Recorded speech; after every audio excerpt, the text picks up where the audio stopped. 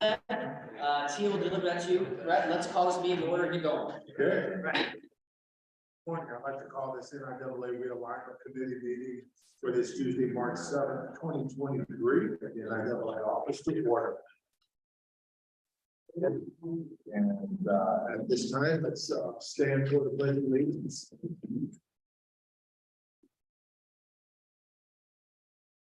I pledge allegiance to the flag of the United States of America and to the republic for which it stands, one nation, under God, indivisible, with liberty and justice for all.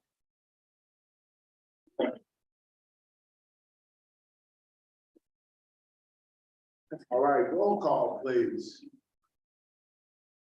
Tia's back over that way. Here, I can do it. You do it. We're on page one of the packet. Ron Stoll. I'm here. Emma Sloan. Here. Art Anderson. Here. Mike Brooks joining us virtually. Here. Yes, you said here. Excellent, thank you. Jonathan Simons. Here. Ron Gearzon. Here. Ken Higby. Present. Thank you, sir. Great. Dallas Larson. Here. Kevin McPartland. Here. Tony Bolzing. Here. Tony, welcome. Welcome to our realignment committee. Good to have you here. Ray Parks. Here. Mike Strong. Here. David Vick. Here. Brett Walter. Here. Mike Kofer. Here. Donnie Nelson here. Paul Anderson. Here. Bart Davis. Here. Lori Lux. And Robert Northridge. All right. We accomplished that in the pool. Okay, good. 3 is done. I noticed that we do have, I think, 2 committee members that are virtual, so have them speak up when they have that opportunity to. Chair and vice chair announcements. The major one that I will have is that according to Lori, that lunch will be served at 12. At 11:55, we should be wrapping up whatever we're on at that particular time because lunch will be here, and we want to try to stay as close to the schedule as possible. And we should be pretty well seasoned and experienced at doing this. So it's not like getting on the bike for the first time. So we're pretty excited about that opportunity. Any other announcements? I have nothing to say. No, nothing. Okay, good. So we'll go to agenda item 5, public comment. Now, this time provides an opportunity for citizens to address the committee about any matter not on the agenda. Items raised during this portion of the agenda cannot be deliberated or acted upon until compliance of notice procedures of the open meeting law have been accomplished. Members of the public who wish to submit their comment via email were instructed to contact Tia Wonder prior to the meeting to have their comments read into the record. Members of the public present need to complete a green public comment card and submit it to the administrative assistant prior to the opening of this item. A limit of 3 minutes per person and or 5 minutes for a spokesperson of a group will be imposed for both in-person and email comments. It is requested that comments be directed to the committee as a whole. Comments that are determined to be irrelevant, repetitious, offensive, inflammatory, woefully disruptive, or deemed to be personal attacks will not be permitted. Public comments received by mail will be read into the record. Live public comments, if any, have been requested and will be heard. So, from a local standpoint, do we have any emails or no email public comments? Are there anyone here that's going to do a public comment? I don't see anyone here. Is anyone out there in Nevada out there in your locations for public comment? At this time, does it seem like we have public comment? Let's see. That's unusual, but we'll go. Agenda item 6, the approval of March 7, 2023 meeting agenda for possible action, please. Ray Parks, Ray North, I'd like to make a motion for a flexible agenda meeting. Thank you. We have a motion with a flexible agenda. I'll second that. And we have a second from Tony. Anybody else, any further questions or discussion? All those in favor say aye. Any opposed? The ayes have it. Thank you very much. Agenda item 7, approval of January 9th, 2023 meeting minutes for possible action. This is pages 6 through 12 in your packet, pages 6 through 12. Going all the way back to January 9th. We've got a series of these things that you can see. 6 through 12.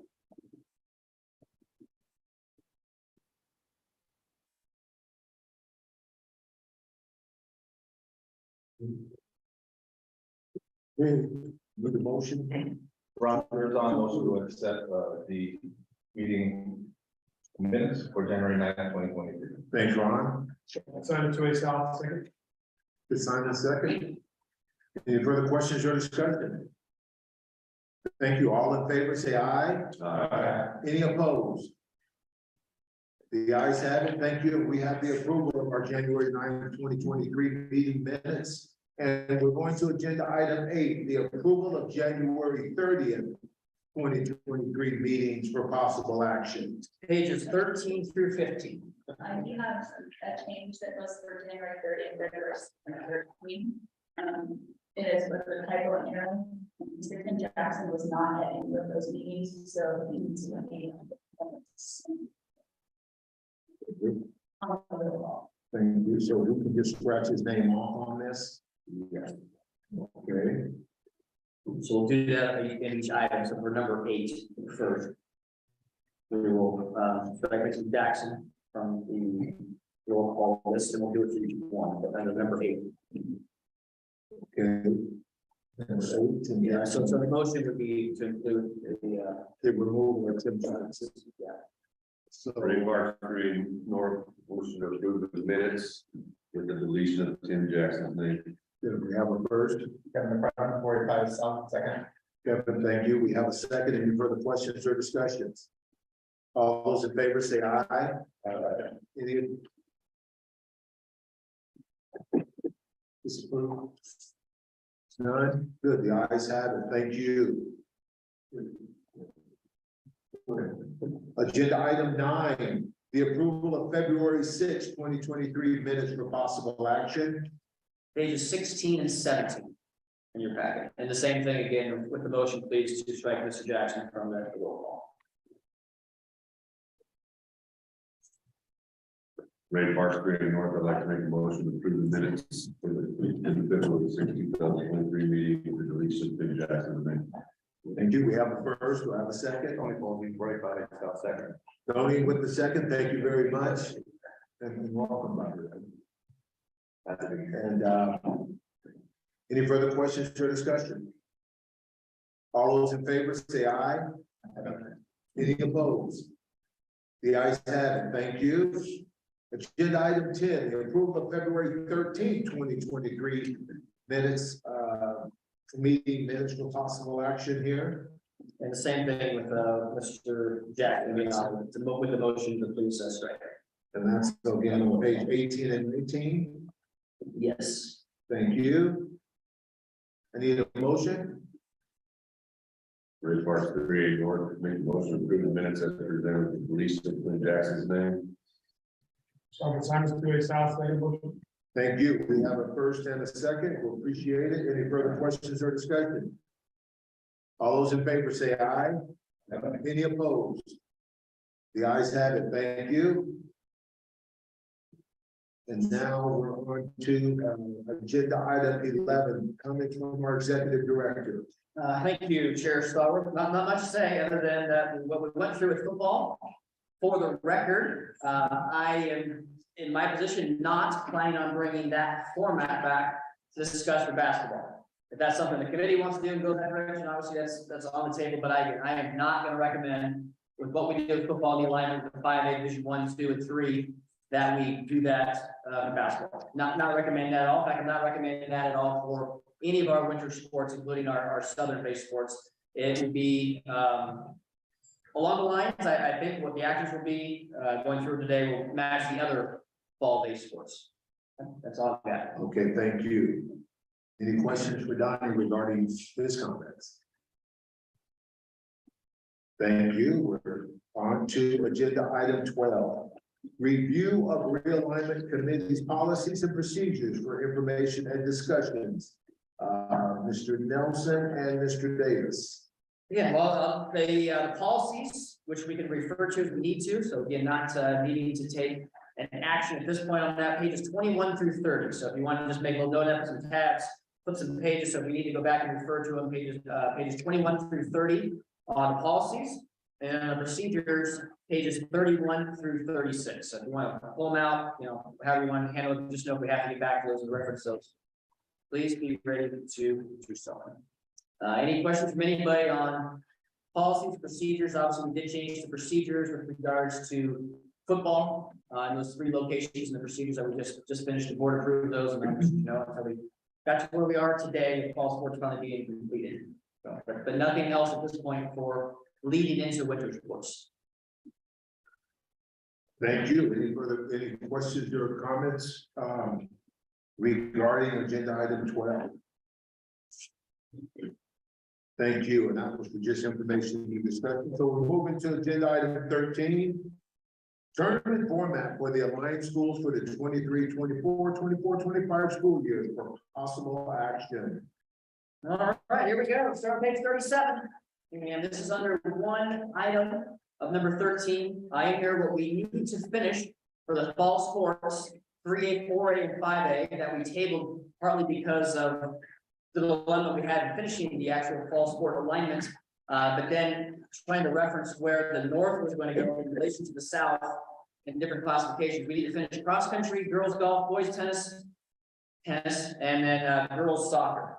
So I go through one by one if you want to do that, and then we could probably take action on them one by one to finish up. So page 37, we'll start there with cross country. Not recommending any changes from what we have in place in this current cycle that we just finished with cross country. So you look at the 5A, 4A, and 3A on page 37.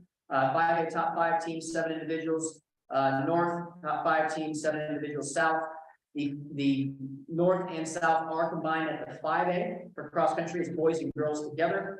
And then the 4A, 4 teams, 7 individuals from the desert, 4 teams, 7 individuals from the mountain.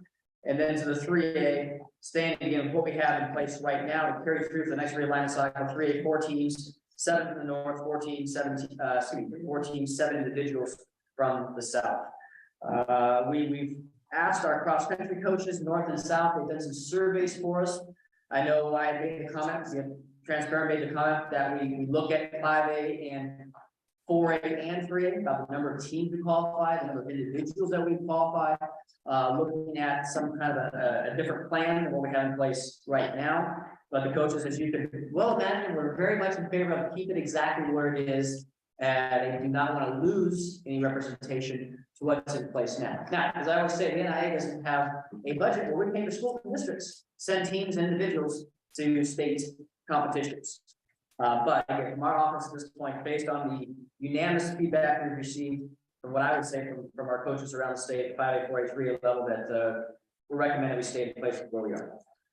That, I think, this is probably a question for a couple of our school district leaders on what the cross country, how you see this and how we continue on with 5A, 4A, and 3A. Now, granted, the 4A is still a Southern only based state championship meet. That's a standalone classification.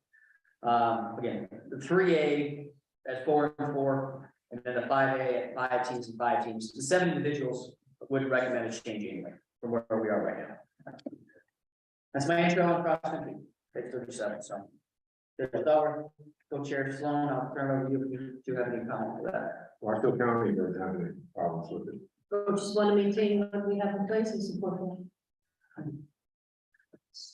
Okay, so yeah, so I would say, my opinion is that we should go sport by sport. It's under number 13 to finish up. So I would look for a motion for cross country to adopt for fall 23, fall 24 state cross country formats. Looking for Ray Park 3 North, I'll make a motion to accept the cross country as presented. Hart Anderson North, I think this is second. we have a first and a second for the questions or discussions. Kevin, myself, is there any discussion for this? You mentioned budget, were superintendents concerned about budget, or were you just anticipating that that's an issue With the number of athletes, does that come up with the superintendents? The superintendents, they're not trying to get out of line here. Their budgetary concerns are gonna be different and greater with it in terms of official fees and all that later on. So no, the answer to the question is for state tournament formats, not an issue superintendents on the funding for that. That's why I turned to go into. Yeah, but the reality is that would impact all Yeah. the superintendents, so then our superintendents. Thank you. Thank you. So we have a first, we have a second, we had a question, we got that solved here. We need a roll call vote or just. No, I don't. All those in favor say aye. Any opposed? The ayes have it. Thank you very much. And now we have cross country completed. Thank you. All right, let's go to page 38. This will be girls golf. There's a change here because the northern large school classification is now dropping to the, I don't know, dropping to the lower, is changing to the 4A. So the 5A South will be the standalone in girls golf. And what are, I'm sure what page this. Oh, we have Mr. Brooks or Dr. Hickey out of our discussion. Okay. Thank you for bringing that up. That's very important, very important. So what the southern region with Jeremy Thornton is our coordinator for the regular season in the South, and also the coordinator and tournament director for our office in the postseason of 5A. They want to create, as they have done for a few years now, qualifying standards to determine how many teams in the 5A, South against South standalone only, would advance to the state championship tournament. So the teams and individuals, those standards have not been set yet. That group of coaches has not been able to meet and get together for that. And really, it's not a problem for our office. They set standards typically at the beginning of the year anyway. With regards to what their coaches want in the preseason meetings, it's when it is a standalone classification, we're not looking at an exorbitant amount of teams. If anything, when the southern coaches, 5A, 4A, and 3A have set qualifying standards, they've almost been, in my humble opinion, almost too restrictive. They've been very serious about that. So this is not going to be a point with the 5A at this point that we would say it's going to be a maximum number of teams or maximum number of individuals. I've got a lot of trust and respect for the Southern girls golf coaches to set standards that are very fair and equitable to make sure they put teams and individuals, non-qualifying teams out on the golf course that can truly represent a state championship level of play. At the same time, not also offend our golf courses that we have too many student athletes out there taking up too many tee times where of course would be offended by our pace of play or anything like that. So this is a little bit of an odd one for golf. In not setting a maximum, unless this group wanted to do that, you could impose on the coaches, but I really have so much trust in that they're not going to send out 8 teams to the 5A South. That's just not going to happen. They wouldn't get the tee times for it anyway. So a little bit open on that one. With the 4A, talking about a state championship tournament format, again, leaving the regions to the South coaches and to the North coaches and how they must set qualifying standards. This is pretty standard. Before we have 3 teams and 6 individuals from the North, 3 teams and 6 individuals from the South. So 6 teams, 12 individuals for the 4A, and then the 3A would remain exactly where it's been. 3 teams and 6 individuals from the South, 3 teams, 6 individuals from the North, unless again the qualifying standards set by particularly the Southern coaches dictate that we don't have 3 teams even qualify for the region tournament to even get in there, that all teams can carry through from that point. So 5A is just a little one, it's just a little bit off. But the 4A and the 3A line up exactly where they need to go. So yeah, I'll open up for discussion on what we want to do with 5A girls golf, or if there's any comments again with 4A with the North, where the North falls, a large school division with the South, and then the 3A still being North and South where it has been. Hey, Don, if I could. Yes. So the class 4A, 3A is the same that we've done in years past, qualifiers for injury and so on and so forth. Correct. I am a huge proponent of qualifying standards, especially not only in golf, but there's other sports as well. And I think it's something that we really need to take a look at. Not only, I appreciate the 5A coaches, golf coaches, spearheading this, but I think it's something that also needs to be looked at for 4 and 3. 3 as qualifying.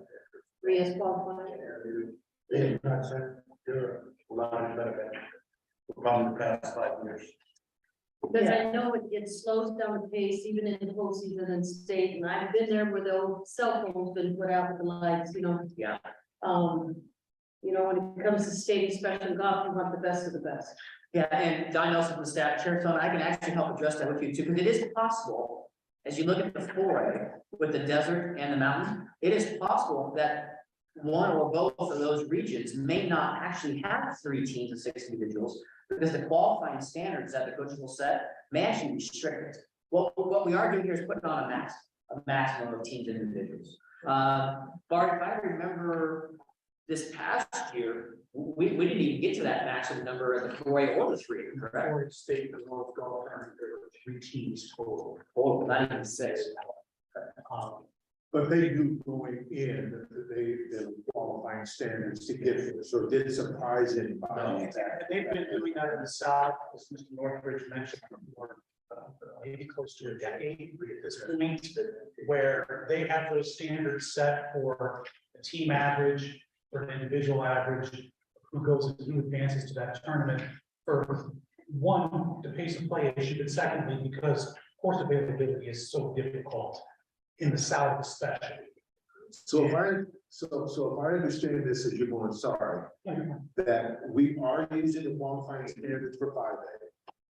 We are not using qualifying standards for 4A. The 4A and the 3A, the southern teams are being determined by their qualifying standards, who advances to play in that region. But the northern is not. The Northern has their own method of doing things. That's up to them.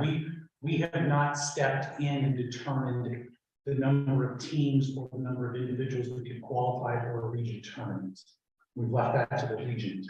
Okay, so with that being said, how many current, based on our current alignment, 4A classifications in the South, how many schools are in the South?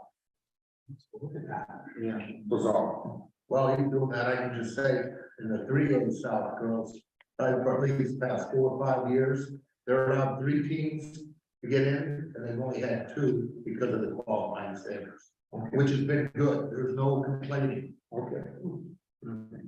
The, Chair Stone, to let you know, the North hasn't set qualifying standards in the 3A, because there's been quite a difference between, courses that are played, weather conditions, and trying to get all teams not always together to be able to play on each course each time. So it's just been a different format. Ray, I don't know if you want to speak to that, but North's all different. Sure, so we get them all together, and then we have the Douglas just runway with it, we're going with just well, So, Look at this for, we have approved for the next 2 years for girls golf in 4A. There are 9 schools in the north. And I believe what they've done for their top classification is they take 6 teams to their region tournament and the next 6 individuals. In the South, there were 20 teams, 10 in the desert, 10 in the mountain. It's a little bit misleading because those 4As, not all of them will have full teams. In fact, many of them will not. And that's part of the movement that we did in pushing teams into the 3A. All of those teams didn't have full teams. okay. Some that are left over don't in the So I was concerned about the number of 4A schools in the South in terms of only sending 3 teams, but the reality here is that 4 teams.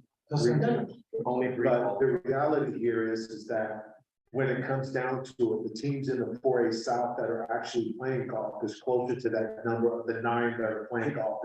In terms of teams that could be competitive on the course, absolutely. And we need to keep in mind also, the last cycle, what we actually approved for the top classification was 4 teams from each half of the state plus 7 individuals. What we found out is when we tried to go out and schedule these tournaments, we didn't have the number of tee times to be able to do it, and we had to reduce that back to 3 teams. Okay. All right. Talking with Mr. Thornton, who was going to be far more knowledgeable about Southern golf than I would ever pretend to be. He does not have any issues with this. Okay. And as Mr. Northbridge said, they've been more restrictive, not from the standpoint of deliberately trying to be more restrictive, but from the standpoint of saying, these are the ones who can actually go out there and compete and not cause problems with the course, play safe, whatever. It worked out pretty well. I just, those were my questions. I'm good to go with that. Thank you. With that said, do we have a motion? Not yet? No, search for promotion, but right, what's on page 38, because again, yeah, like I said, Daniel's from the staff, this is it's self-administering, it's self-correcting if need be, the way it's written, I truly believe we're just fine. Tony Pulling from the South, I would be remiss if I didn't say this because this came up at last meeting. Just so we're clear, the 4A South is hundreds of strokes. Like we're moving the 5A down to 4A in the South, that's going to greatly affect what happens in the South. With the golf coaches out there that have reached out to me once that change happened, I just want to make sure we all understand that's a substantial hit to Southern 4A golf. That by moving all the 5A down to 4A, I mean that their third place team was 200 strokes better than the best 4A Southern team, I believe, if I look at the scoring. So, I mean, it is what it is at this point. That's something to consider next time around. Well, yeah, and that's what the data will show. That's what we're trying to determine. Okay, Ray Barnes, I'll make a motion to approve girls golf tournament formats as presented. we have a first, Art Anderson, North, I'll second. we have a second. Any further questions or discussions? All those in favor say aye. Any opposed? The ayes have it. I'd like to thank the. Yeah, thank you. Oh, yes, Brooks and Higby, are you guys all okay with this? Absolutely. Yep. Okay, thank you very much. Thank you. I appreciate that. And it is, again, not Daniel's from the staff, but it's a little bit different again, that we've got, Mike Brooks representing the 2A North and then Dr. Higby representing the 1A East Central. Okay. So we're dealing with 5A, 4A, 3A issues right now. Yes. But we don't want to, but we certainly want to leave them out to have some valuable comments, as they've had in the past. with some of our 5A, 4A, 3A issues. Number C, boys tennis. Or, Let me just say on page 39, page 39 is boys soccer, just to go back and recap that for you, because the North large schools remain in the 5A. 4A states southern classification on zone, and then 3A still north south. So page 39 is just a recap, so you have boys soccer, and see it again. and that's already been approved. Yeah. That's just information over. So let's go to page 41 with tennis, and tennis is boys and girls. So this is C and D together. All right, so the North large school group is now with the 4A South in tennis. So the 5A is a South standalone classification. We're working with Kai Gurrier, our coordinator for Southern tennis during the regular season, and our tournament director in the postseason. What we came up with for the 5A is what you see there, 8 teams. 8 teams after regular season standings will advance into a single elimination bracket, the teams. And then the individuals, a field of 24. And you can read about how there's buys in there, but basically that's every team gets a certain amount of allotment, with 2, 3 at the top level, 2 or 1 individuals moving to that bracket 24. That's singles, doubles, boys and girls for the class 5A. Class 4A, in essence, matches what we've done for anything. We've had a north-south combination for state tennis. So 2 teams from the north, 2 teams from the south, and then 4 individuals, boys and girls, singles and doubles in the 4A. Now that the north and south are together in the 4A, not the 5A, the 5A being south. And the same thing for the class 3A, bottom page 41. And that's the way we've always had done 3A. 2, 2 and 2, and then 4 individuals going into brackets. So tennis really lines up probably like it should. And again, just the only difference is the 5A is now a standalone classification Southwest. So that's page 41 with boys and girls tennis items C and D on your agenda. Good. Any questions? Okay, for motion. Kevin from 45 South, make a motion to accept tennis, boys and girls playoff format as presented. Thank you. We have a first. Simons 2A South, I'll second. Second, any further questions or discussions? All those in favor say aye. Aye. Any opposed? Dr. Nick, Mr. Brooks, anything? Nope, we're good. Good to go. Thanks. Thank you both. I heard you both. Thank you very much. Okay, let's go to page 40. This is girls soccer. 13E. And again, another change from our previous realignment cycle for girls soccer. The 5A will be a standalone Southern classification. So we've structured that to look like any other, what I call somewhat normal playoff bracket with 8 teams. And how they line up in just a single elimination bracket. So the 4A now is where the large school group in the north has joined the south. And so in the state tournament format, 2 teams from the north, 2 teams from the south. And finally, the 3A stays the same where it has been, 2 north, 2 south. So it's on page 40 for girls soccer. Good. Questions or discussions?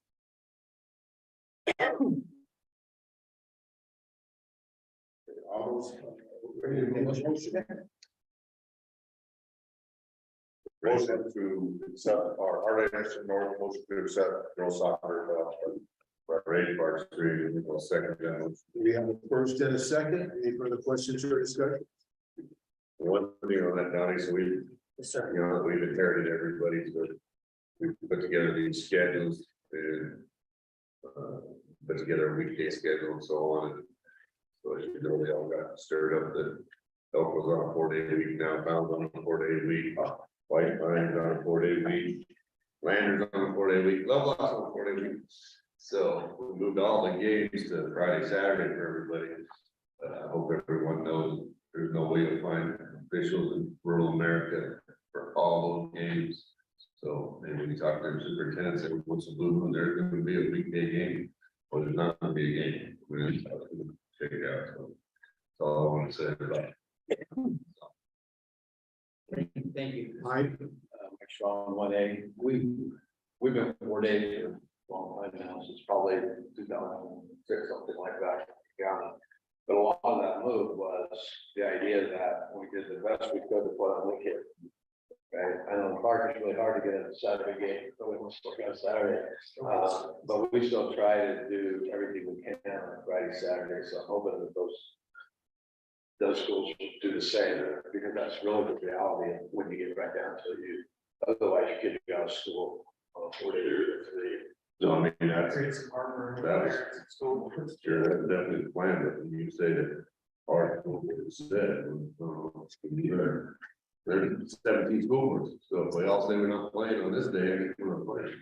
But I think they'll not playing. Yeah, we just told them, you guys gotta work together and have some common sense once in a while, otherwise the kids won't play, because they'll just say they're little officials, and I hate seeing them support that thing or cancel things, so. I think it'll be fine once it gets rolling, but right now, so many of them went to that 4-day week and all in more sense. If I got one of this type of day of school, every teacher will never have a 5-day weekend and only have 3 days. Yeah. and all of those schools did that for this next school. Yeah. And Ray is retiring today.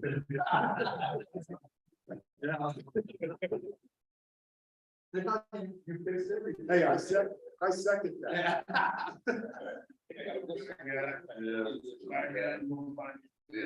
I think our community's looking at all of that. No. Okay. So. This is Ken Higby from This is Ken Higby from Elko. Yeah, where Elko went, it's pretty controversial here. It's going to be important that that athletics stays Friday, Saturday for us. That we have our kids back if we're playing weekday games by 9:30 at the latest. And so as we look at scheduling, people are pretty adamant that this is a trial and that those weekday games are going to be really limited. Soccer, golf's obviously going to be an issue, but we really need to be careful as we're scheduling. Okay. But Dr. Higby is just, you said it was a trial. Is Elko County only doing this for 1 year or is it a 2-year trial? This is going to be a Ken Higby. This is going to be a 2-year trial. When the board changes, we're going to take data to them in a year and a half and look at test scores. Going to look at attendance as major factors in staying. but this is a two-year trial, and then they'll go from there.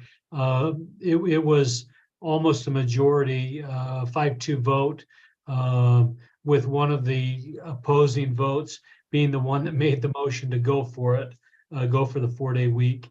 And so it was a majority, but now that it's in place now, as we saw in Lincoln County, people are coming out of the woodwork saying, well, we can't do this. We don't want to do this. And we're doing it for a little while. But like I say, attendance and athletics are going to be crucial to us staying in that 4-day week and staying off the weekday games. As we know, the 4-day week survives as long as the 4-day week doesn't become the 3-day week and 2-day week. 224s is not a bad model though, for education. Okay, well, thank you. Yeah, I got some off topics, my apologies, but I think we're looking for a final vote. So we need to find a vote. All those in favor, say aye. Aye. Any opposed? The ayes have it. Thank you very much. Right, now we're up to 13. Good, we're done with fall sports. Official. Okay, now we're gonna go winter. All right. Yeah. Agenda item 14. Yeah, item number 14. All right, where I'd like us to start is, we're gonna try and get us on a roll here with, item number 14. Let's go to page 49 if we would, please. And this is skiing. So let's start with skiing, we'll see how this goes. The 5A Northern Region 15 teams is listed on page 49, expected to remain the same.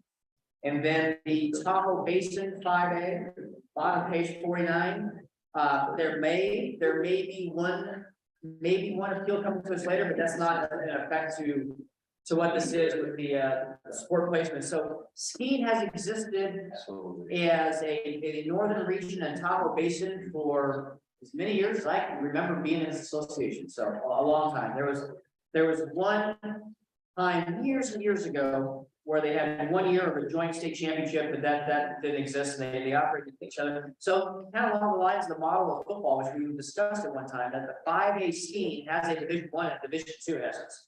And so this is still the way it remains, and we've done this and presented the awards. They have their own qualifying criteria to get into their state championship finals.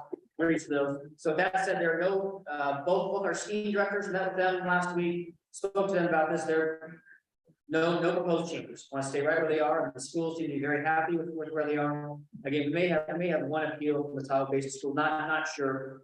That's neither here nor there for today. So that's what we have for skiing. We're presented to stay the same as they are. They're in harmony with skiing.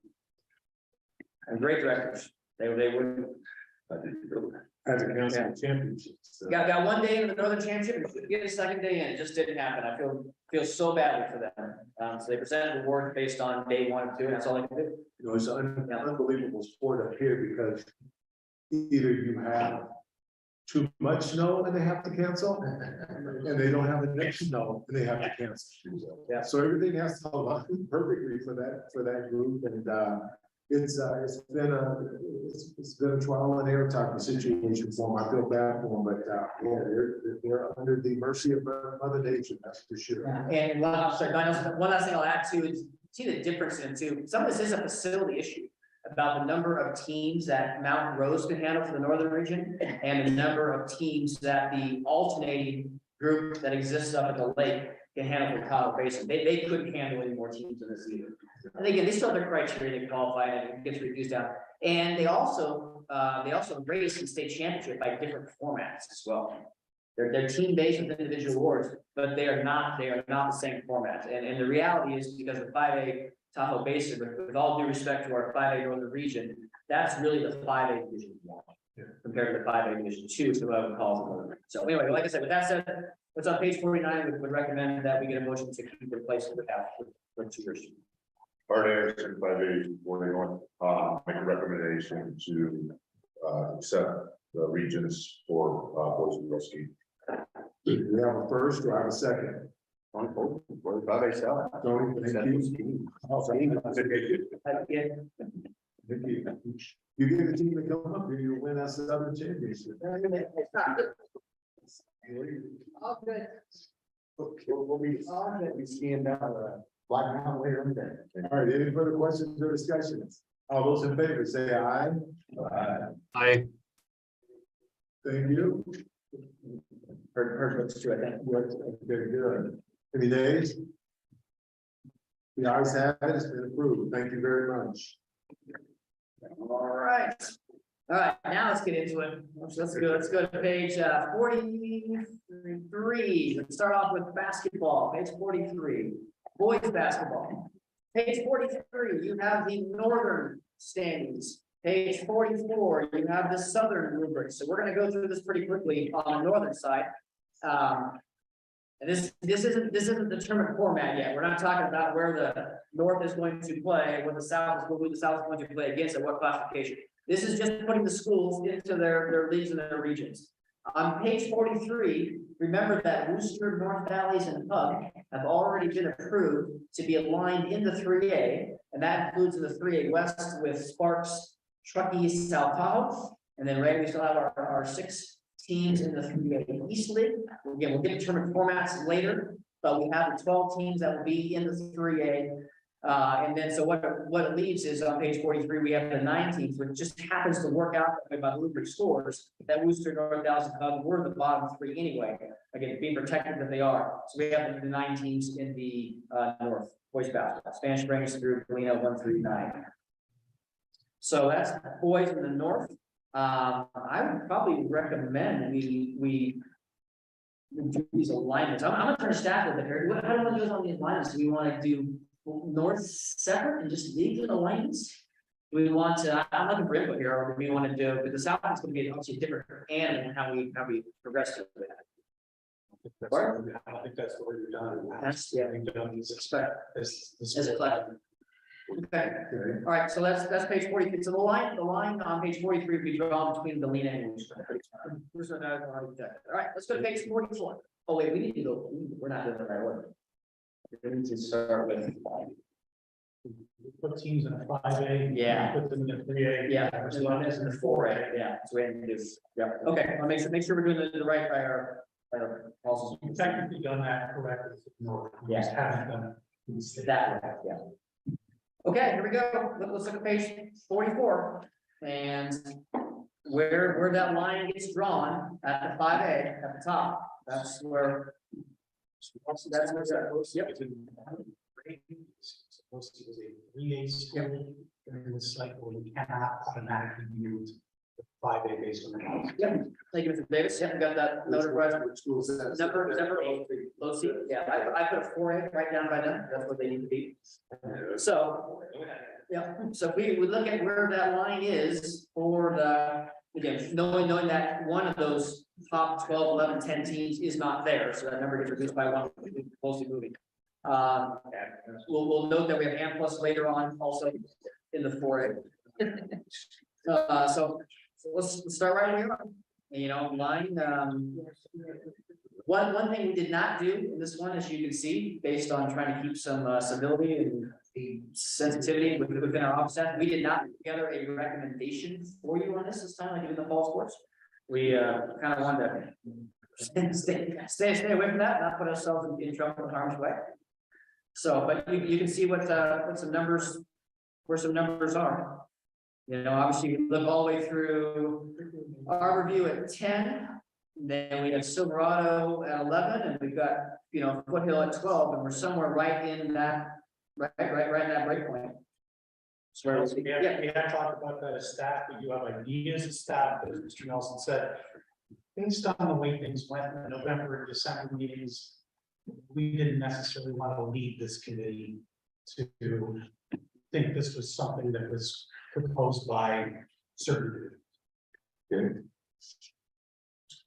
Alice Larson, 3A South, has NIAA received any from any school about wanting to petition up in any of these in basketball or any sport? You guys haven't received any communication from? I've had a couple of coaches approach me and want to talk about some ideas for realignment, but it wasn't anything to say that they wanted to necessarily be in a higher classification. The one school that has talked about moving higher than what they would be placed, and I don't think I'm talking to the attorney, Mr. Nelson's box, Correct. which automatically goes into the 3A next year based on enrollment. They have made inroads, about putting up to 4.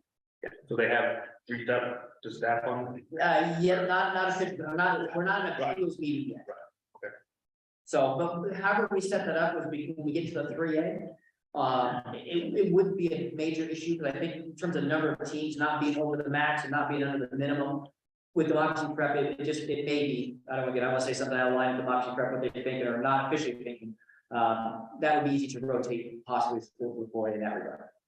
So I don't, that's not gonna affect our behavior. So yeah, so really the 5A, we're looking at where do we draw that line?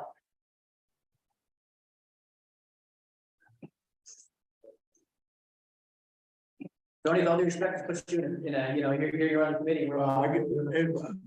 the line. I can tell you from a football perspective, if we were 4A, we would petition that. You would petition up? We would. In boys basketball, we absolutely would. So our staff drew the line at 12 after playoffs. Well, came 11, because I mean, if we look at the data we had this year, those top. The big 4, as we would say. Yeah. We had a leader with close with all 4 of those teams in the 4th quarter. I mean, we would belong in that upper level. And again, It's okay, I said it was first before, but Yeah. You can. I feel bad. Yeah, you heard it straight from me. again, if you look at where the potential breaks are, we can't start until after probably which would be the 9th team. Even on the list of 10, the largest break then in the areas that we consider is the 10.6 points between below that. So technically, that would be an 11 team. Correct. Okay. And that Southern League is gone as, we originally set them up 2 years ago as 2 separate leagues. They agreed to combine into one league and play everybody once. That was the league's decision to do that. We're fine with it. Whatever they do here with possibly if we get to 11 teams, I don't know if they do the same thing again or not. We don't know, but that would fall. That would fall.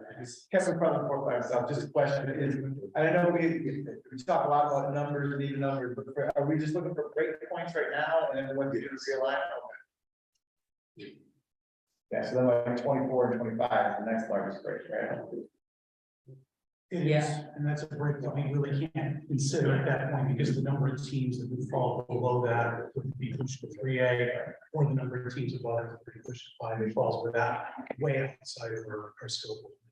So that's what we do 3A. Okay, so that's, yeah, thank you. All right, so South Boys basketball seems like our line is after number 12 between Foothill Valley, as David said, obviously I think it's 11 teams the full season is protected to the 4A based on not having been able to jump to classification. Okay. All right, I've been there. Anything else? I'm gonna continue on. So let's go to the 3A then.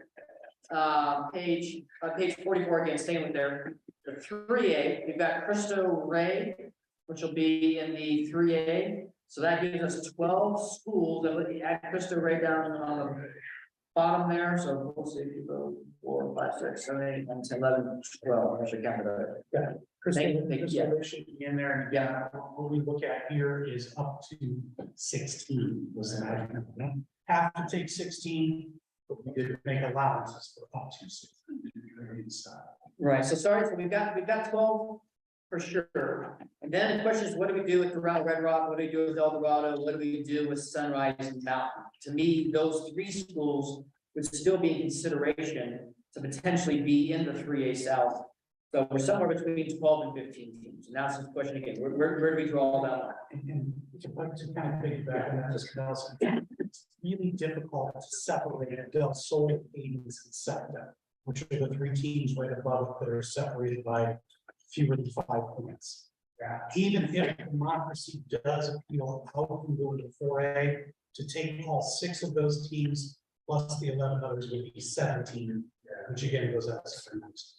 Mike, just news, my latest discussion with democracy prep is for boys, they would not look to go up. Okay, thank you. So Sunrise, if you go to Sunrise Mountain, as Mr. Nelson said, attention 15, not knowing any other movements that are taking place there. That brings bigger. So yeah, I guess, what do we do with Doral, Red Rock, what do we do with El Dorado, what do we do with Sunrise? I think that's what we do. I know Dallas Larson 3A South, when we had a little meeting for those that could attend yesterday. And not knowing about the Crystal Ray, but that Doral was kind of where everyone saw that 12 team with Doral down. It could be a big break there. But that was like, okay, that gives us 12. Once again, not that basketball is, have to be an even number. Right. But that's where the people that were in the meeting yesterday thought the break was at Doral. So that would now give you 13. 13. Yes. So you look at El Dorado as well? I mean, there wasn't any opposition, they just, people there weren't like, oh, this is where it has to be, but everyone's like, yeah, it looks like the Doral Red Rock, that 30 to 46 break. But that kind of gave it, but once again, it's kind of that, it's almost all enrollment based at that point then. If you look at the 3A, all the schools down there, 12 are just enrollment based, almost like we did in football, almost. But I told them, you don't want to stay with that, you never know what growth to come, we don't want to go back where we were with not having enough teams in the 3A, so. I mean, I know talking to coaches El Dorado last year wouldn't have been an issue having them in the 3A, the way that the team looked, but that's Doral Red Rock was where they kind of thought. If you look at them again, take the numbers for what you want to take. Of course, some people believe in them, others don't. That's what we're using. All the labs really tail off the last 4 years. You had 58 points and pretty 2018-19 cycle, 51. Before that, and 32, and now 15. So it's that program is not trending the way we want to. We can make the same argument for Sunrise Mountain. And I'd like to also say that we can't just be fixated on the enrollment-based schools in the 3A. And I know you guys, I respect that, I really do, but what we're trying to build is programs and this and that, and El Dorado would, in my opinion, be somebody that would truly benefit down in the 3A. Plus, I want to speak on behalf of someone in my office who really likes even numbers for scheduling purposes. No, I don't think anyone was opposed to El Dorado, So when they just looked at it, they just saw that number 12 with Doral, but now the Crystal's in there, I'm sure they would be okay with El Dorado coming up and making that up. I think that's a good break. Okay. The Sunrise Mountain El Dorado break. Yeah, and Donna's from the staff, I looked at Sunrise Mountain also being there as the odd number, just because you look what their last year was, going from 42 to going to 17. I don't know what that means for them. But if El Dorado, Sunrise Mountain, that's great because of the total school score, going from 60 to 46, if that's where it is. You look at, 60 up to 73 between Sunrise Mountain and Del Sol, obviously there's Sunrise Mountain is in the limbo, right? That's just what we see. So that break could be somewhere, it could be between Sunrise Mountain and El Dorado, or it could be between Del Sol and Sunrise Mountain. I think it's right there. And if El Dorado and Doral Red Rock make 14, I don't want to be fixated again on even numbers of leagues like we just talked about, but if that's where people think it should be, then right, we're somewhere there. The anomaly is just with Sunrise Mountain having a tough 22-23 year. Well, I think we went through all the heartburn about, go from 12 to 16 or whatever. Yeah. 14 is a good number, Okay. obviously, if that makes things work for the state, that's what I'd recommend. Hey, Donnie, didn't we also ask that the 3A base enrollment schools that their numbers appear? I don't think we had that conversation, we asked that. Just then we decided upon by the committee, what's brought up in discussion, and I'm more than happy to do that. We did present the part of the reason against that too, is because when we first started this, people thought we need to set the as well. For those numbers, absolutely have. I think we should see. If that's what this committee wants going forward, I have no problem. Mr. Larson, in your conversations, sorry, or Dave, in your conversations that we met with yesterday, is there any feeling as to whether or not you wanted to stay in the 2 league setup, or similar to what the 5A is, would you look at going to 1 league simply because if we go to 14 teams, it might make that a more difficult schedule. If you do the crossover and double it up, and that gets you to 19. Yeah, no, the conversation that I've had with the coaches is they don't want the mandatory crossovers. They still want the two leagues and want to be able to schedule it themselves, but not make it mandatory. And so we're trying to keep it more common, I guess, in the South, that if we're not gonna use that point system that we did this last 2 years, in some sports, that we'd rather just kind of keep it back to the 4-4. And the two sides is what I'm hearing, but then again, I know that there was a survey put out for all sports, so I'm assuming that's what's gonna happen again.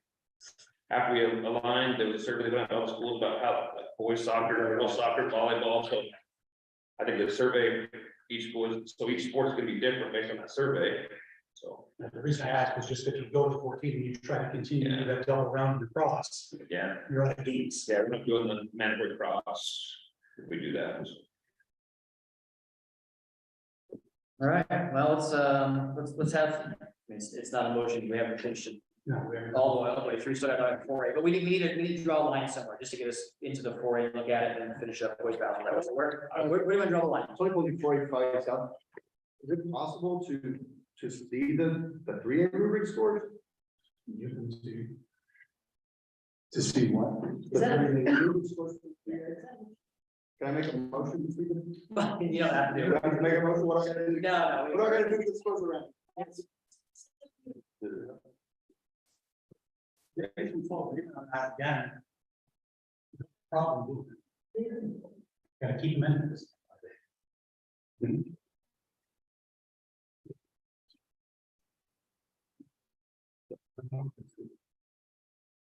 Okay, if we look at those 3A schools and where they would fit, Boulder City, 182.069. Equipo, 46.146. Moapa Valley, 127.835. Pahrump Valley, 90.553. Slam, Nevada, 175.737. Virgin Valley, 157.252. Sloan Canyon was not rubric eligible. They were an independent. Matter Academy East, not rubric eligible. Democracy Prep, part of the 2A, not rubric eligible. The Meadows, same thing. Total Las Vegas, 106.63. Cristo Rey, not rubric eligible. Thank you. Thank you, Bart.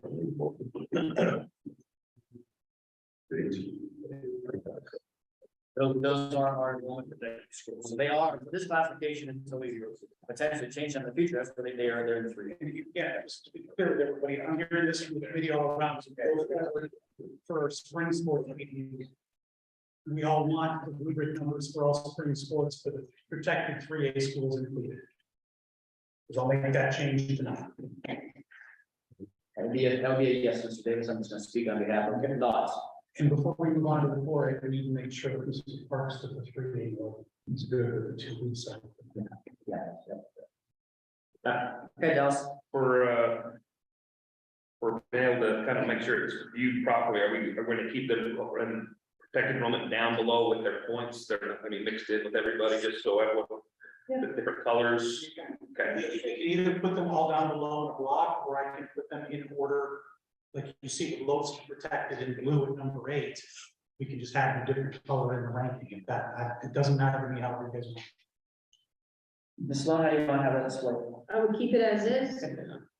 They're protected, they're not gonna be in the mix, they're not in consideration. All right, so back to where our line goes here for the 3A. Yourself. I propose in 36, I mean, I don't know if I make a proposal, but I like 36 on down, El Dorado and protective schools and make that a 14 team league.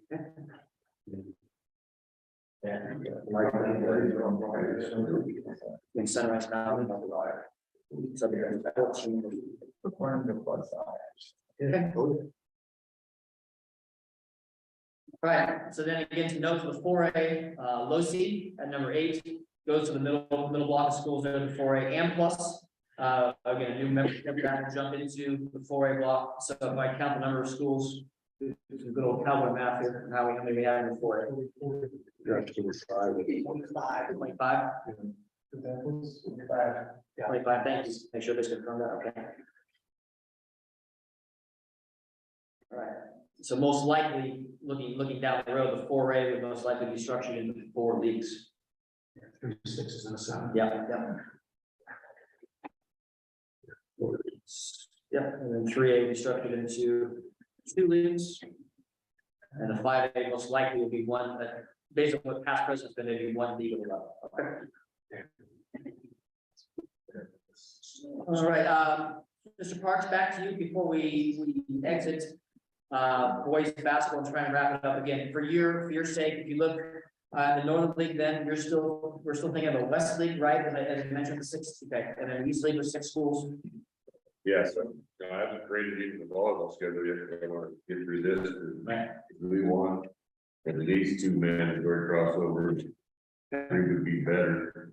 So I want to make sure we had that commitment and make all the schedules. I'm gonna note that on here.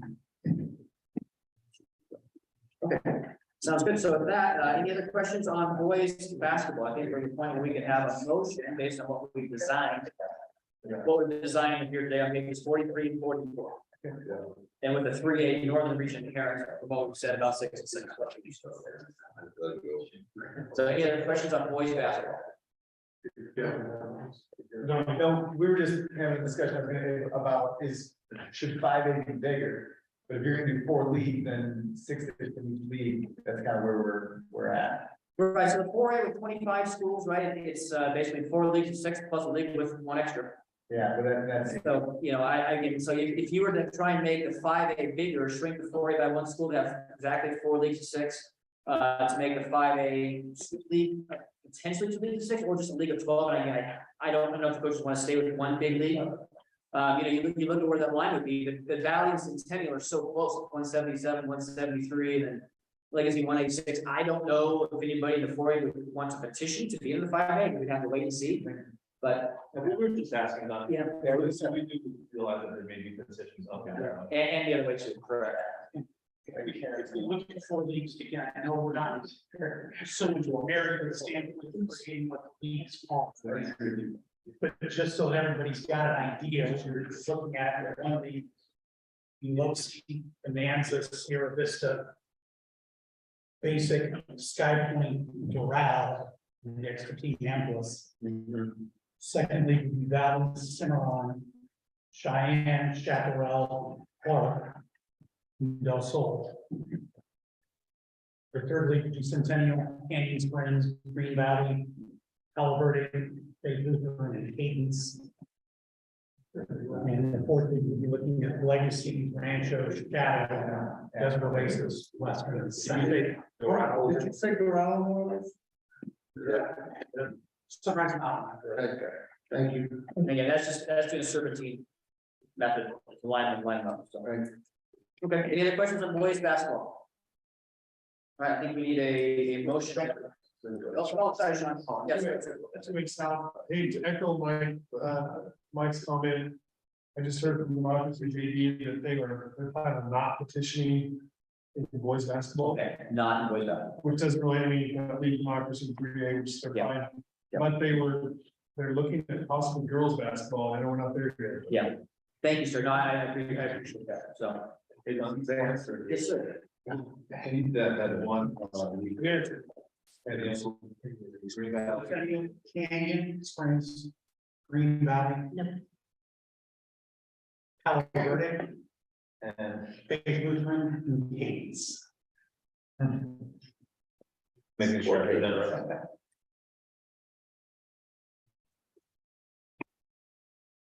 Make sure that I did it right. Just scribbled it out. The original having 3 was. It is, yeah. 5A and. All right. And plus. M plus. And plus more effort is at the bottom of it. They're just no room for a score in that place on time there. Okay. Oh, that, oh, you got the extra conversation with you about that? Okay, hey, just a reminder, right, just from what Lori's hearing on her end things, the side conversation, got to just be a little careful because what's been picked up from us. Okay. All right, anything else on boys basketball? I think we are then to a point where we can motion for boys basketball. So As designed. we need a motion as presented. As designed, As designed. yeah. As discussed. Discussed. Yeah. No, not there yet. That's what it means. Yeah. Yeah. It just leads them, schools into their needs, other regions. And not to leave the motions, but I think what we would need here is just somebody to say that we would draw the break line between Foothill and Valley and River Points and between Sunrise Mountain and Little Rock and River Points.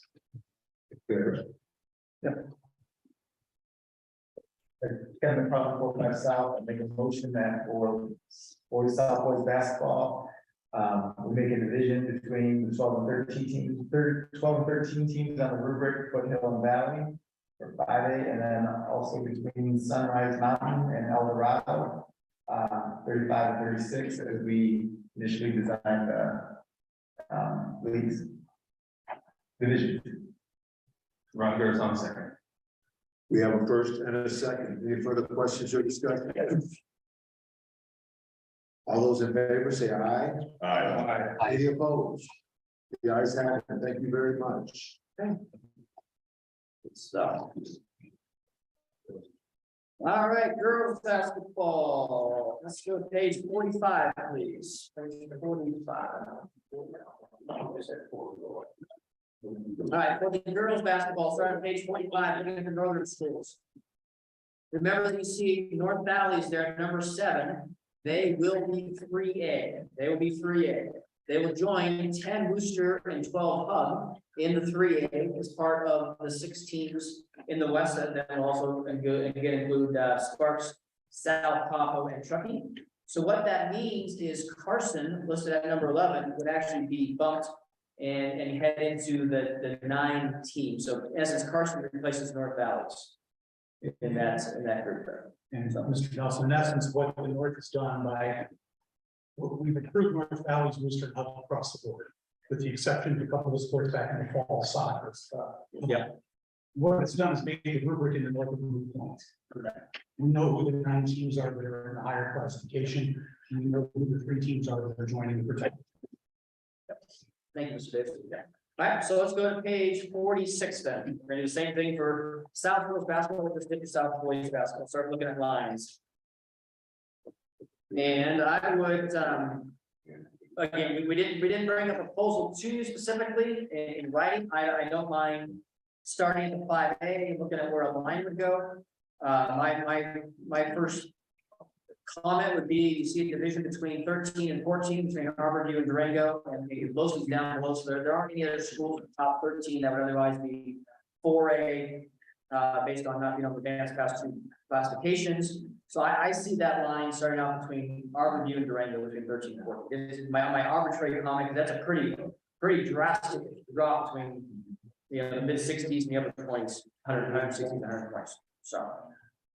It is, and when you separate those top 2, Centennial and Liberty, and start looking at Coronado, the difference between Coronado and those points to Palo Verde and Harborview obviously doesn't look as big as the one between Centennial. More Centennial than pretty much anyone. Any feedback to starting there with 5A having 13 teams in South Girls basketball? Okay. All right, let's go to the bottom half 46 there, look for 3A, Cristo Ray. Right, Cristo Ray in there. Crystal Ray is getting cut off. Yeah, that's just all it is. Cristo Ray cut off as the division in front of you. Cristo Ray. So that gives us 12 schools again, same as the boys. We'll note that AM Plus coming in will be a 4A, and another note too, right above Sky Point. Sky Point would have to be a 4A. Sky Point disbanded its girls' basketball team prior to the start of this season. They did that, I believe they split up flag football. So that's why you see the X in that category for this year. I don't know if they planning on bringing that back. Mr. Larson. The other, Dallas Larson creates South Keepo didn't have a girls basketball program this past 2 years in existence, so. So we just gonna have them in here, even though they've never had. Do they gotta automatically have a girls program if they decide they want to join, or they got to do 2 years of independence to show that they can have a program and then join the league? Yeah, to go to your. Right? So we can't include them as a league member in this because they never had it. Really, we haven't enforced that strictly in the South over the past years, and I don't know if so I could find it.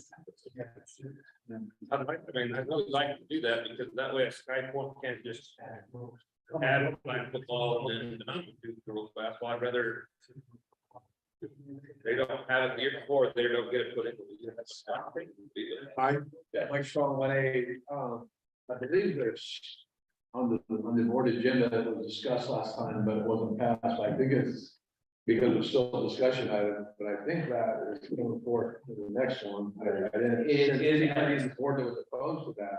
So I would say here we'd have to be very careful of putting something that would participate due to what might happen in the next board meeting. At the board meeting, yes, because that's a board decision, not this group. Yeah, is that what you? That's exactly what I was gonna say, yeah. Thank you. But at that point, it also becomes the board to approve this alignment as well. Because the alignment will go to the board for winter in the very same meeting that.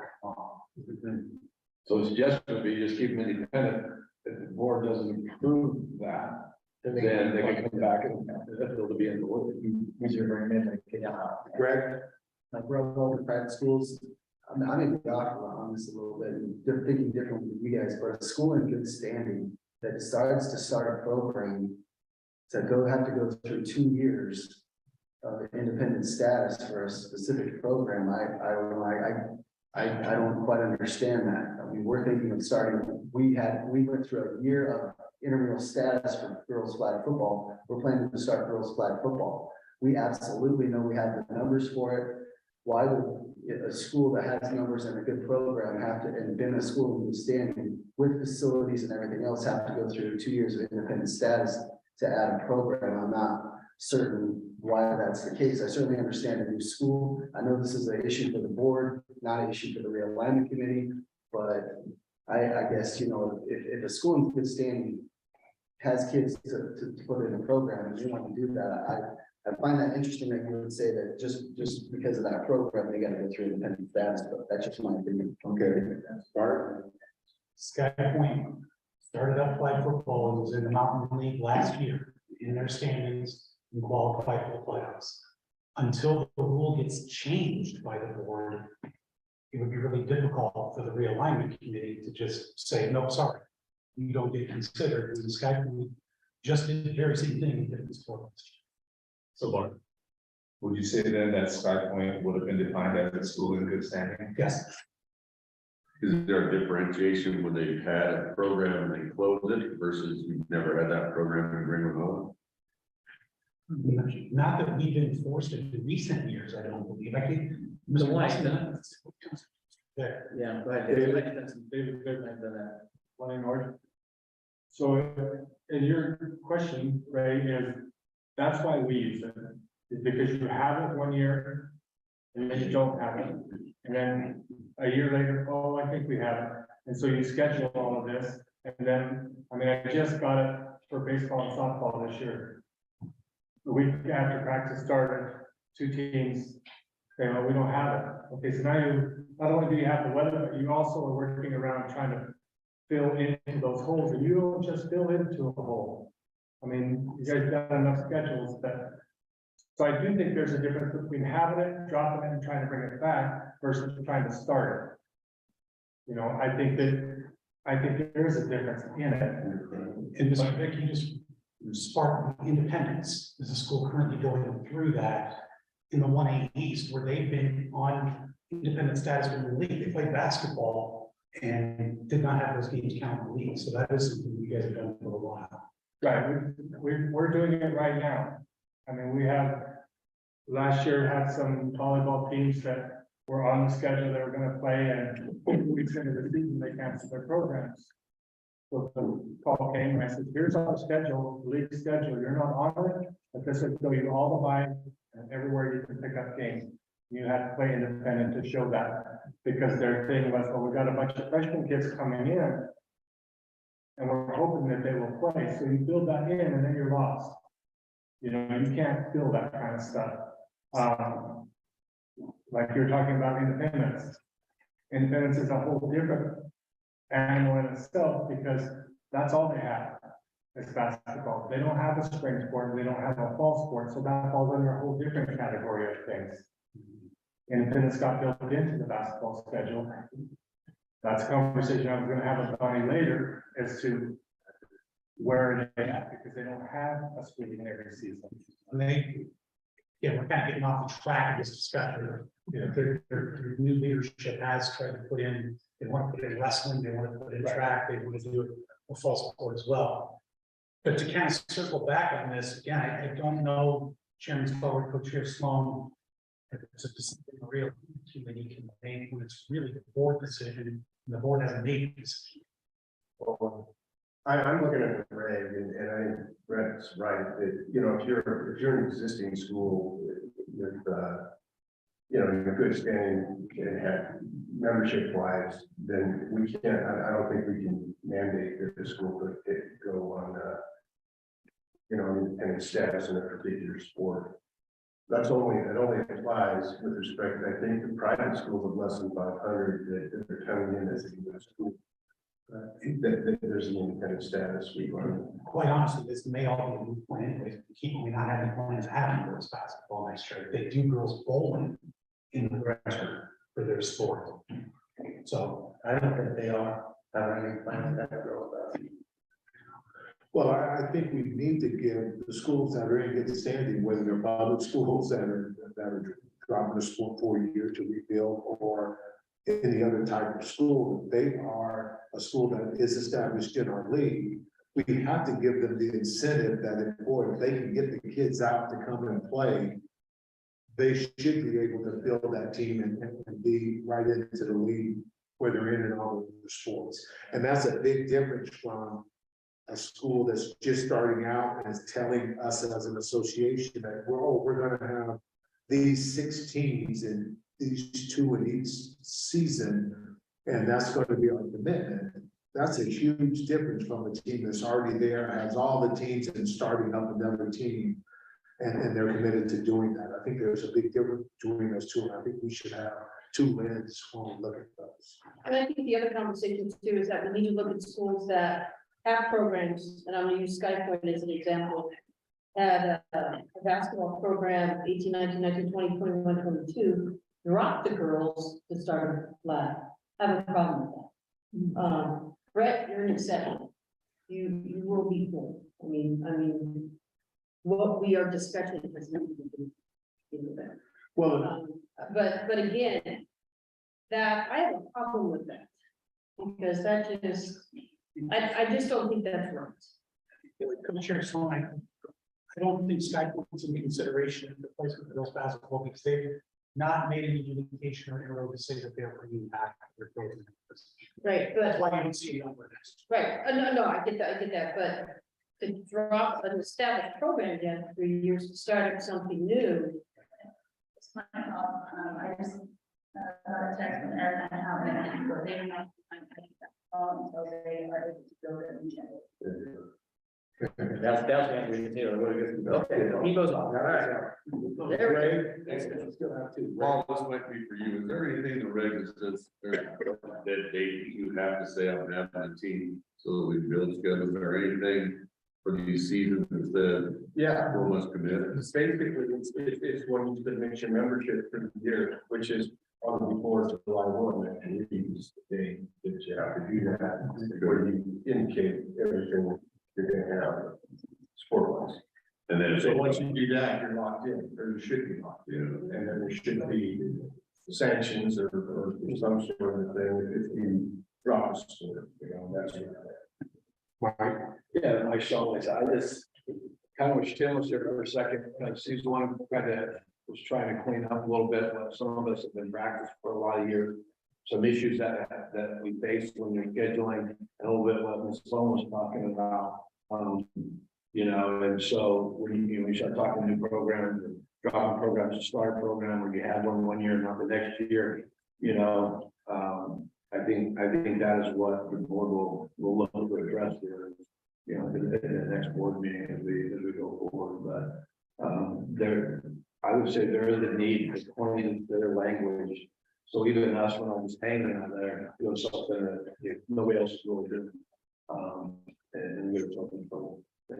Yeah, and Dino said and David and Mike and Ken, we let the 1A go do that, we backed you in doing that, and again, even from what I also said, yes, go do that, and maybe we need to have a basis for the, so. Well, I guess. You guys have any comments on this?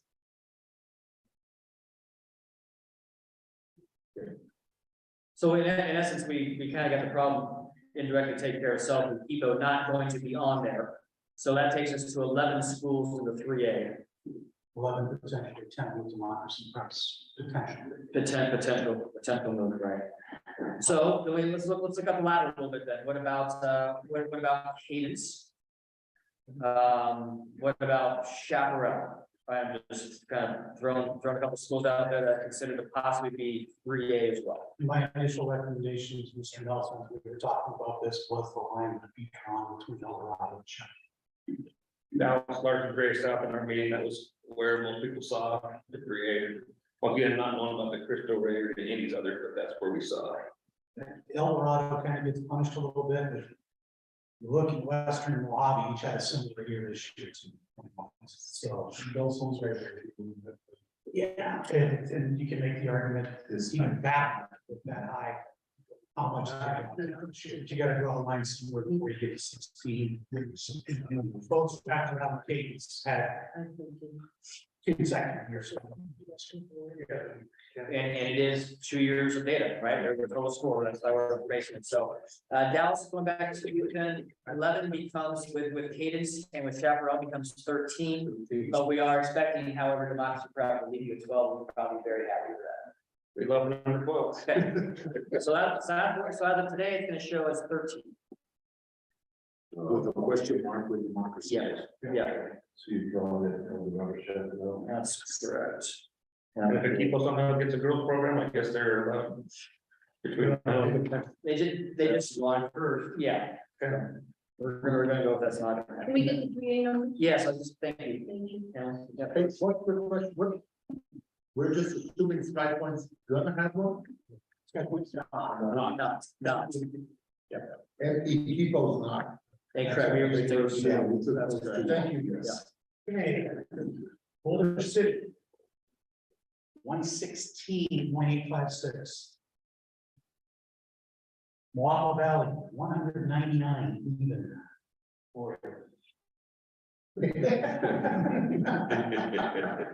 Pahrump Valley, 186.586. Slam Nevada, 118.381. Virgin Valley, 150.216.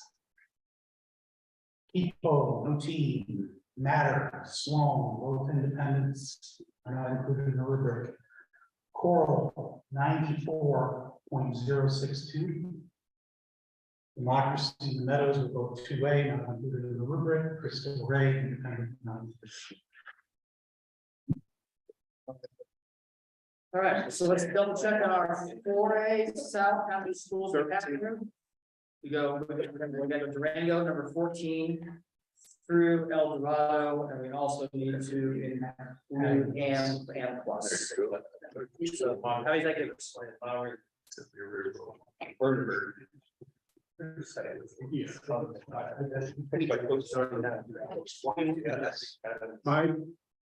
My co-control liaison, I'll just confirm what Sean already stated too, is the my latest discussions with the market preference that their girls team will appeal to go up, so that's.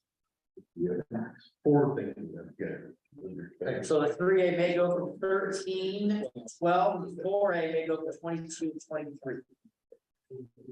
And then we'd probably be back into the 4A, we got to 23 would be basically the 4 leagues again, 3 6s and 1 5 is what I would imagine we would end up doing. Okay. Yes, 22, yeah, correct, we got 22. Yeah, with possibly becoming 23, possibly.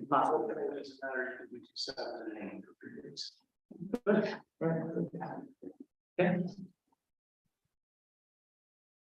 Okay, so that's where our girls basketball. Any other comments, questions to girls basketball? Start us off.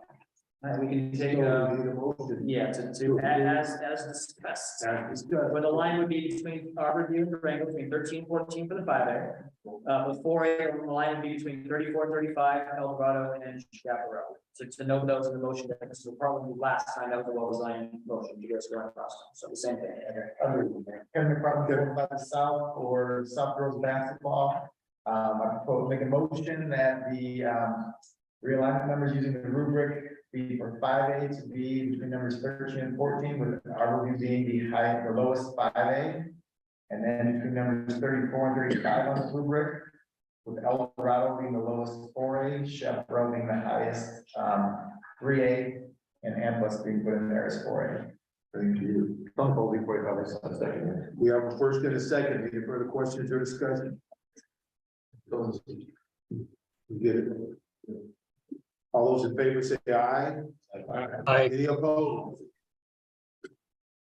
Give me a voice there, Brooks and Higby.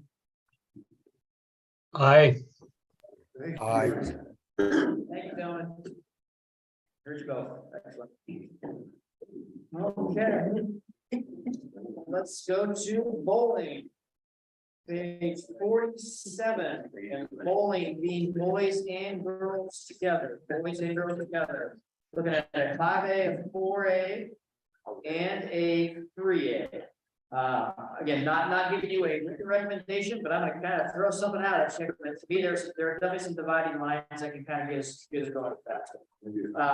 At the 5A, top side, 11 schools, drawing the line between 11 and 12, between Sierra Vista and Green Valley. That's how I see where the 5A would start. Start with 5A. Any discussions on that? Yeah, and clearly as you see the bowling, this becomes the law of negativity. Usually we have bowling. Yeah. If you look at those first 11 teams, both genders are pretty competitive. When you start falling below that, that's when we get one's really good and the other one's. Yeah, that makes it all.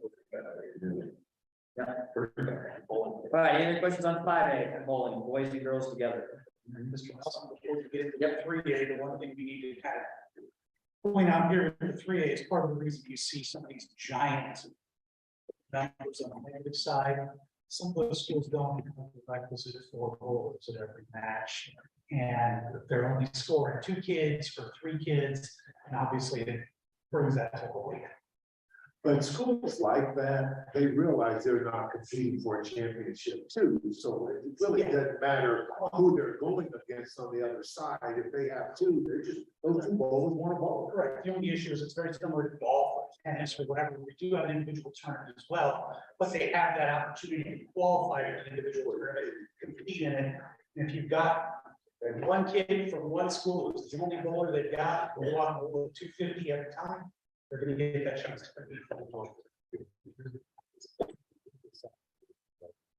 Right, yeah, this is, so I'm gonna write 5A here. I'm gonna write 11.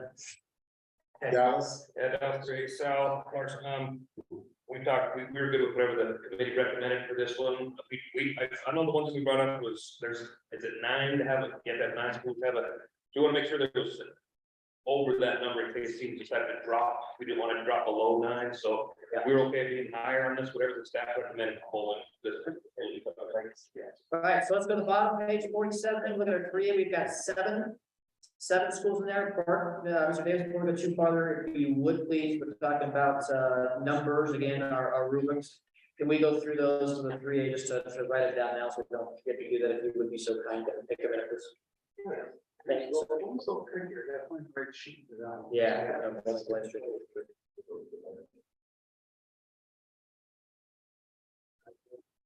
Okay, Old City. And this is, again, we gotta go boys and girls, yeah.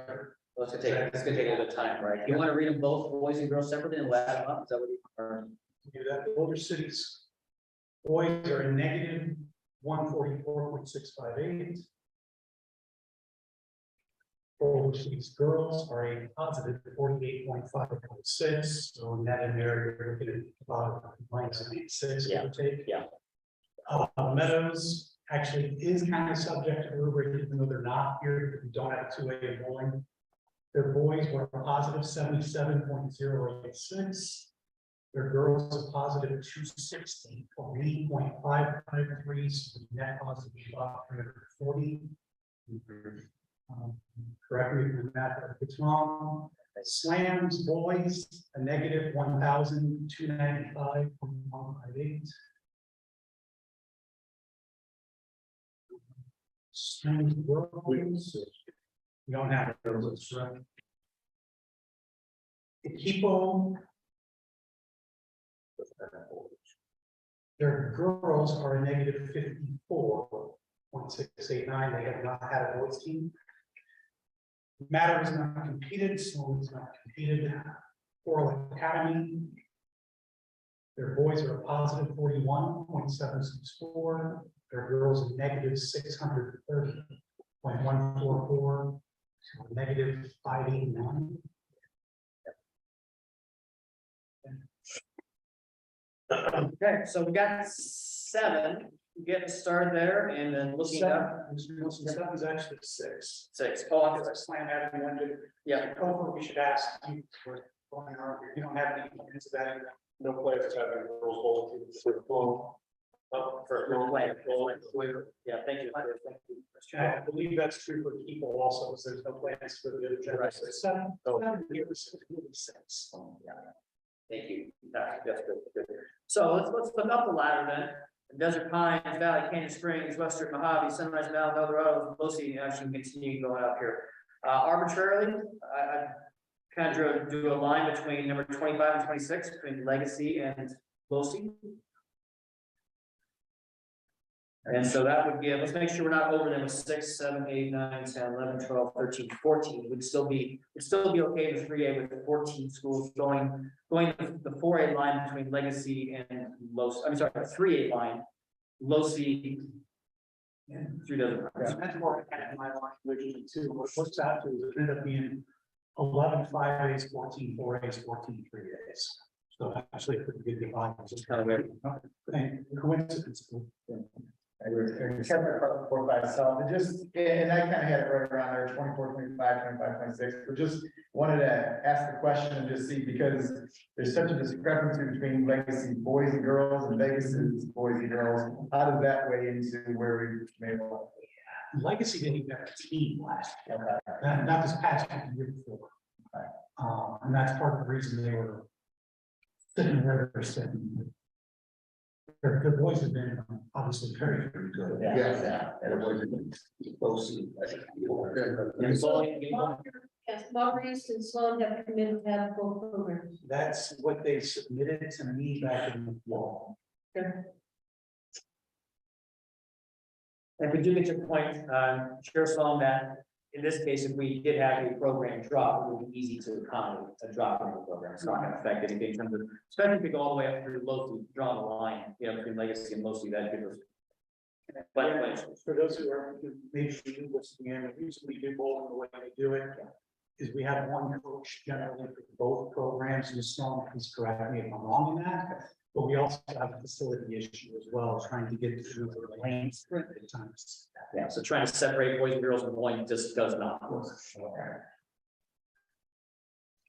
right, so anybody opposed to drawing that 3A line between 25 and 26 between Legacy and Losi, then giving us as of today 14 schools? Did I do that right here? 14 teams in boys, 14 in girls, right, with a split between Slam and Akibo. Slam not having the girls and Akibo not having the boys.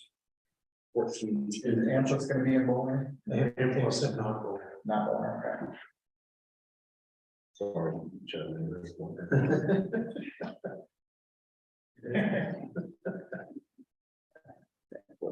11, 14, and 14, right? Okay, any other discussion? I'm going. Right, lead us to a motion, so we have a motion. Looking for motion here. Kevin McCarthy, for myself. Thank you, Kevin. Motion, 7 votes. Yeah, we're sort of slow, using the rubric to make a 5A cutoff between 11 and 12, Sierra Vista being the lowest 5A, Green Valley being the highest 4A. And then again, using the rubric between numbers 25 and 26, Legacy being the lowest 4A, Somerset Locust being the highest 3A, for going for next year. Thank you. Thank you. Do I have a second? Good. We have a first and a second. Any further questions or discussion? All those in favor say aye. Aye. Any opposed? The ayes have it. Thank you. Yeah, takes care of 14C and D. Let's go to 14E, flag football, and that's gonna start us on page 48. And Mr. Walter, your comments about your school, Faith Lutheran, adding to flag football, that's to be put on here to be expected. Correct. Okay. All right. So now the question, where that will all affect coming up. So, all right, let's look at this, look at the 5A and look at our numbers and dividing lines, and in my arbitrary capricious point of view to draw a line, I would recommend we start a line between Centennial and Clark at the 5A between 12 and 13. That would be my starting point of view. I think that drop of 20 points there, so we get a good place to get us going on 5A. I guess obviously flag will be a southern one for those listening in. Anybody see something different? I like the Clark Legacy, Spring Valley being the 4A, you know, you go 180, 170, 175, 173. That's a real good group that starts, I think, the 4A. But we'll get to the 4A after the 3. Anything else with the 5A, where that line might start? So we like it between 12 and 13 as of right now? Oh. Kevin? As I said, the blue font, okay, I know none of the other ones, but the blue font for the schools. Spring. Spring Valley has to be 4A. Okay, can't jump too far. Okay, I just want to make sure. Now, good question, thank you, appreciate you Yeah, asking. we run into that with Cimarron and Cheyenne before 5A, you can't go to 3A. Okay. Okay, so let's go look at the 3A then for flag football. Democracy Press opened this leading year, they have not had flag football, they had none at the bottom, they did indicate in an early survey they were planning to. I don't know that we heard this real. My coach personally is on my latest discussions with the market president. They are going to have a girls' flag football program. It's just how popular that That's good. But again, I don't believe that having them there in terms of number of teams, if we start walking back up the ladder, I don't think that's gonna make a difference. If they were to drop it. And I would also caution, you mentioned walking back up the ladder, please note Sky Points total, even though they are 34th. Sky Points total is a single year total. They did not have flag football the 21-22 season, so they are a single year. You could double it if you want, it's an arbitrary number. With your step in, Mike, actually, A plus is going to. And plus it's got like football program. And that's to make it for Another 4. Okay. Oh, they are 4A. Yes. So right ankles in there. So, okay, so let's go up. So we'll leave Moxie Prep from there, Sloan Canyon, Batteries, Virgin Valley, Lamb, Wappa Valley, Boulder City, and then we go Cristo, no, and flag football for Cristo Rey. Thank you, Pam, for asking that question. I appreciate that. And Go ahead, Alice. Dallas Larson, Southern Prairie, Sloan Canyon and Matt both do have flag programs. They played as independents this past. They have, okay. Thank you. That's a question. Yeah. Going further numbers. Yes, please. Just gonna have to do that today, of course, you would. Over 30, 192.695. Wappa Valley, 227.52. Slam Nevada, 129.763. Virgin Valley, 282.631. Been a awfully good program for a long time. It's allowing democracy a little marks. Nothing. Yeah, that's a form of democracy. Okay, so what we've got then at the 3A, we've got seven starting off as the enrollment protected. Faith Lutheran obviously jumps into the 4A, 5A block. So where we draw it, I with Sky Point's success, granted it's only 1 year, but seeing where that might go trending, I'm almost gonna think we might skip over Sky Point, but I think we would include Valley potentially for 3A. Look at possibly Doral Red Rock, possibly El Dorado, and possibly Western. That's as high as I don't think we go anywhere above Western. I think Cheyenne would be at the minimum draw. Cheyenne can't say. Oh, Cheyenne, right, sorry, right, noted. And Sky Point, even if you double it, I don't think doubling is necessarily fair. Sky Point can be in that equation. Well, If you were to double, right, yeah, I think Sky Point will fit very nicely in the 4A. So the other way.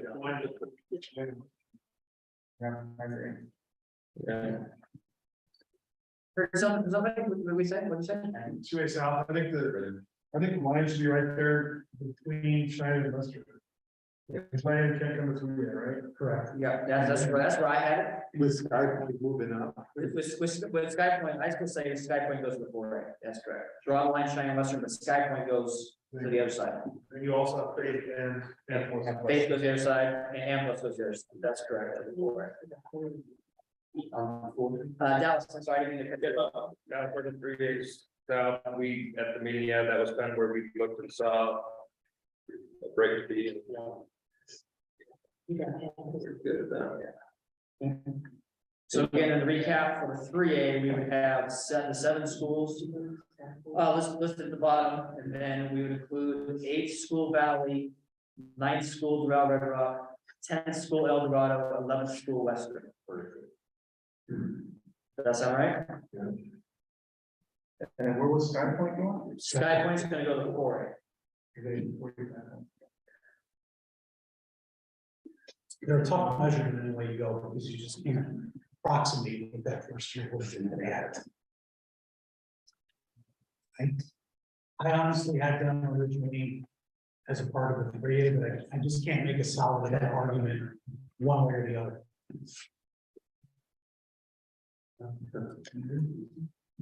Yeah, I'll start with 3A. So they can appeal that, right? At the next one, they can appeal to come into the 3A and make that decision.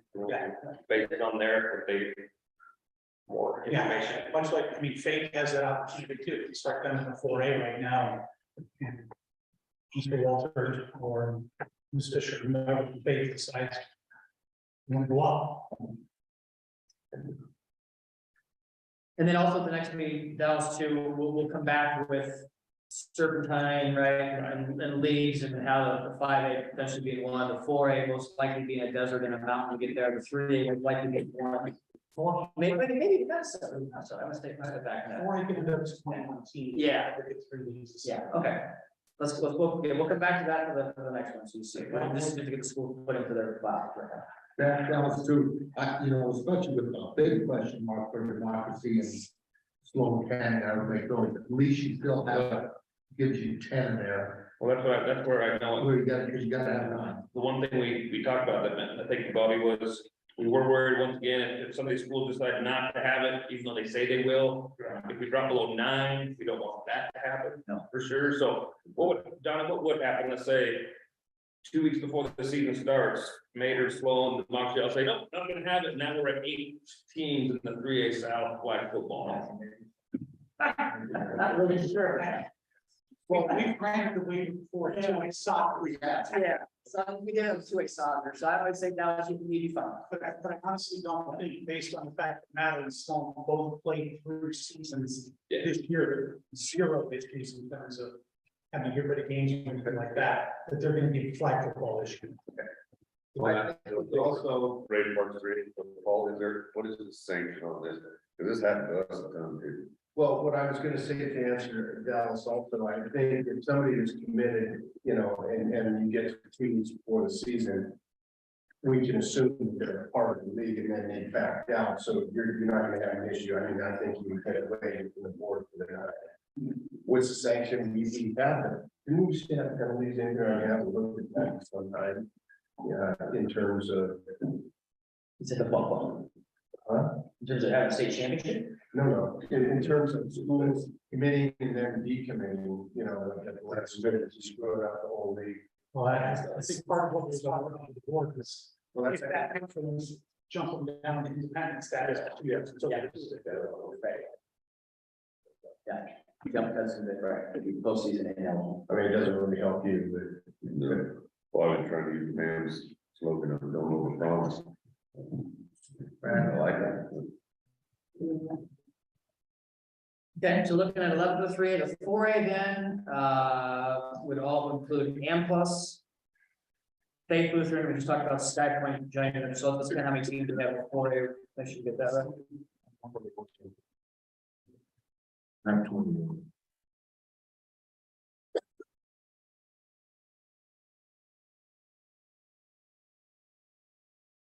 I'm 21, that's what I've got. All right, any other questions on flag football? Just to confirm with Sky Point, Correct, Sky Point is 4A, correct, yeah, thank you, Kevin. Appreciate it. Yeah. Okay, we are ready for a motion on. Rogers on 45A South, in the matter of girls flag football, I'm hoping that we draw a line between 4A and 5A at numbers 12 and 13. With Centennial being the bottom team in the 5A. And Clark being the top team in the 4A. With the 4A including Faith, Atlas, Sky Point. Yes. I've heard the motion that we draw a line between teams 30 and 31. With team 31 being Western, the top team in the 3A. Good. We have a first. Do we have a second? Only hold before it got South. I'll second that. Tony, we have a second. Any further questions or discussions? You don't want to repeat everything you said. We got it, Ron. Thank you so much. All those in favor say aye. Aye. Thank Thank you. you. Heard, Dr. Higby, Mike Brooks on there. Thank you. Yep. Thank you, sir. Sirs. Perfect. Good stuff. All right, let's go to, let me go through my wrestling page, page 50. That's again to note on North Wrestling, page 50. Worcester being number 9, again, they are 3A. Bishop Note being number 10, they are 4A, 5A. North Dodge are there points, but again, the North has already taken care of itself. So we'll go past page 50, and we can go to page 51. This is interesting, the way we have it looked at design. We'll get to the 3A in a minute. So we got looking at the 5A. Please note that we have Slam already listed in the 5A. Mike, I know, I don't know, assume maybe Slam wants to continue 5A wrestling, correct? Okay, so we can just take care of that. There's no, before we get into this, let's explain to this, the wrestling rubric is very different rubric in the South Yeah. than the rest of it, because there's no way to measure the difference between 5A and 4A, 4A and 3A, 5A and 3A. It's all based on the percentage of points that you score in your own region and the state tournaments. And since we don't have a mixture of classes in those tournaments, everything is separated, and what we've chosen to do here is generally the bottom 2 teams in the scoring in the 5A, in the 4A, and change with the top 2 schools in the 4A. The 3A, I'm blanking whether we did 1 or 2 because the number of teams are relative. Right. Policies on that. Yeah, right, okay. Yeah, when I kind of drew some arrows, my thought was Las Vegas is 10 and Bakersfield as 11 would actually go to the 4A. Palo Verde as 1, Bishop Gorman as 2, and potentially Arborview as 3. The 4A would go to the 5A. I truly think those programs, 2 switching and 3 switching, made the most sense for the 5A. So the 5A would go 1 through 9 with Foothill, but then also include Palo Verde, Bishop Norman, and potentially Harborview, just because I think there's a lot of success that have been with those three schools that could surely jump into the 5A. And again, I don't know if Las Vegas or Faith Lutheran have any interest, and otherwise feeling the 5A, they might like that. Again, it is the straight 2 and 2 change between 5A and 4A, the straight 2 and 2 change between 4A and 3A among those eligible in the 3A to go to 4A. We could obviously, you look at Norman and Upperview, and they're separated by 0.033. You can make it there, or you could come in and appeal if it wanted to change or stay put. Based on what we have in the policies, procedures. It would be Las Vegas, Faith Lutheran, and then Bishop Norman. Yeah, correct. Okay. That's probably how we should design it. I think we run into fewer problems. If I we just follow. Yeah, yep. Agreed. Okay.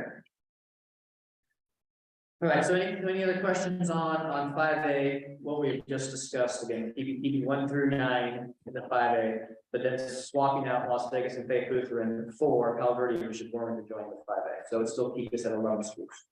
And not We have to need to a petition process. Yeah, like Mr. Davis said, just keep us out of trouble, to be honest. and she'll keep them at 4. Or maybe 6. Yes. Right, okay, any questions on 5A? Okay, let's go to 3A.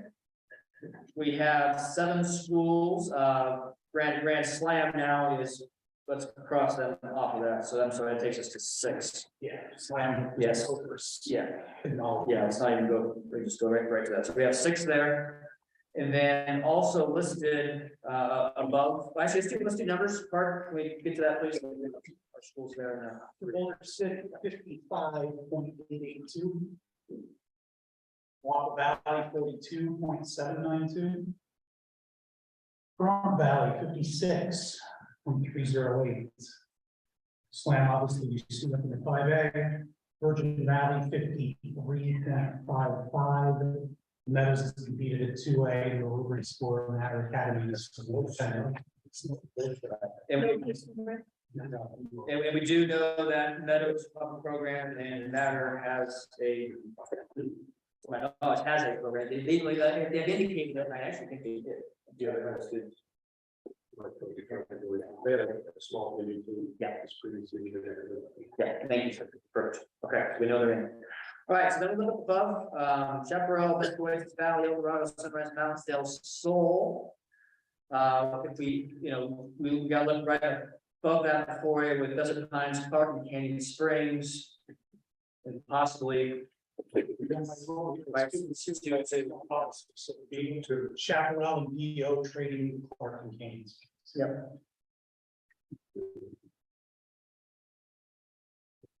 That's where it goes. Okay. So our 3A would in total be 12.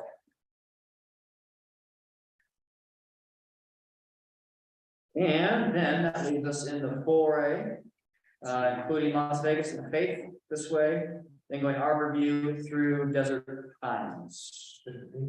Right? With Chaparral, the Chaparral and Desert Oasis looking. The numbers would stay exactly the same. So go through 11, 16. And then your 3 days would be.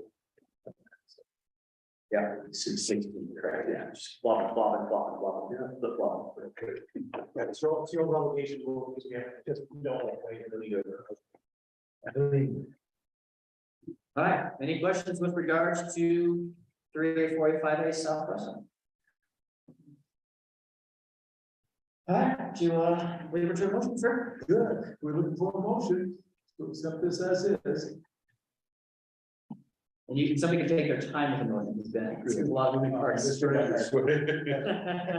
and 5A North Harlingen, make a motion that we accept the breaking points, starting, did we already approve the north ones or start with the north? It's inherently done. Okay, the north is, Worcester, North Valley Sun, staying in the 3A.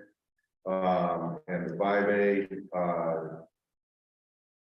south, taking Palo Verde and Bishop Gorman, and dropping Las Vegas and Faith Lutheran to the 4A.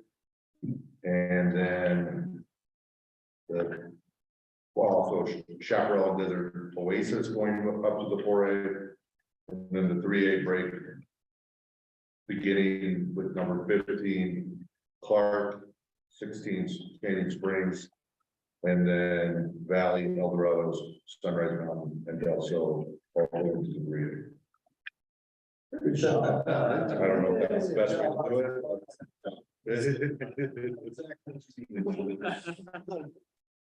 Time to establish any motion. Assignments.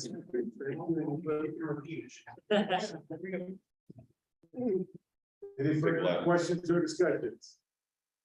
All those in favor say aye. Aye. Any opposed? The ayes have it. Thank you very much. All right, Mr. Chair, I'm gonna recommend we take a 10-minute break here, let everybody give us a call for a few minutes, make some calls, we haven't had service. Let's do 15 minutes. I think we can start this on the break to lunch, and this will take the bulk of the afternoon, but I think we're in good shape to have finished after lunch, after about another hour and a half work of this. I think we're gonna be in pretty good shape, so. This.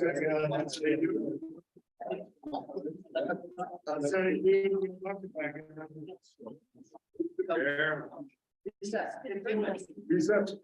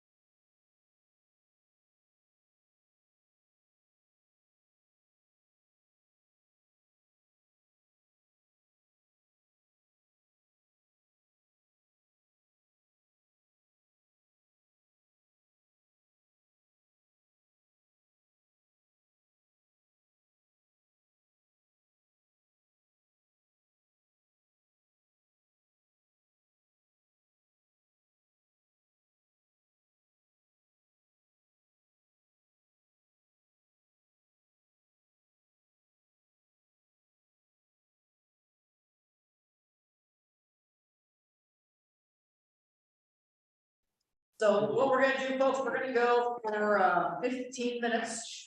And then we're gonna break for lunch. We've got staff that need to jump on another meeting anyway. Lunch is supposed to be here at noon. So we gotta get to transition to get into offices for something else for half an hour. And we'll get, as soon as lunch gets here at noon, we'll take a half an hour break to 12:30. And then we'll jump back into finishing items 15, 16, and 17. Where I wanna go, because we've got 15 minutes only for item 15. Is I wanna try and knock out the couple that we think we can do it, which will be boys and girls skiing. Then try and knock out flag football, and then also try and knock out bowling. We'll save wrestling and basketball for after lunch break. Those might be the ones that take us the longest. So with that, Davis, we're back live, ready to go? Okay, let's do it. So page 56, skiing. And again, this talk I mentioned earlier about the two skiing leagues we have, or divisions that we have within the 5A, they actually operate their structure of championships differently in how they run the race, how many they score. It's you know, it is a different sport.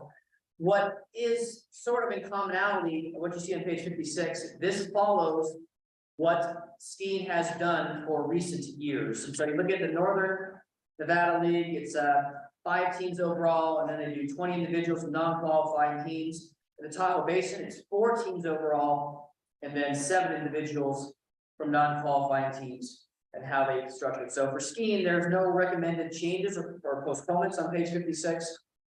Unless anybody has anything otherwise to speak with skiing. It's a great group of directors we have. They run the skiing and they know what they're doing. So I don't want to get in their way in any way. Awesome people.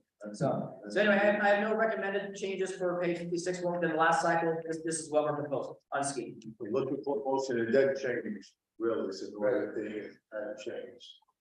Yeah, It doesn't Ray change. So, Park, 3A North, I make a motion to approve skiing as presented. we have a second, we have a fight for a second. Guys, It was strong. We're gonna get game the strong.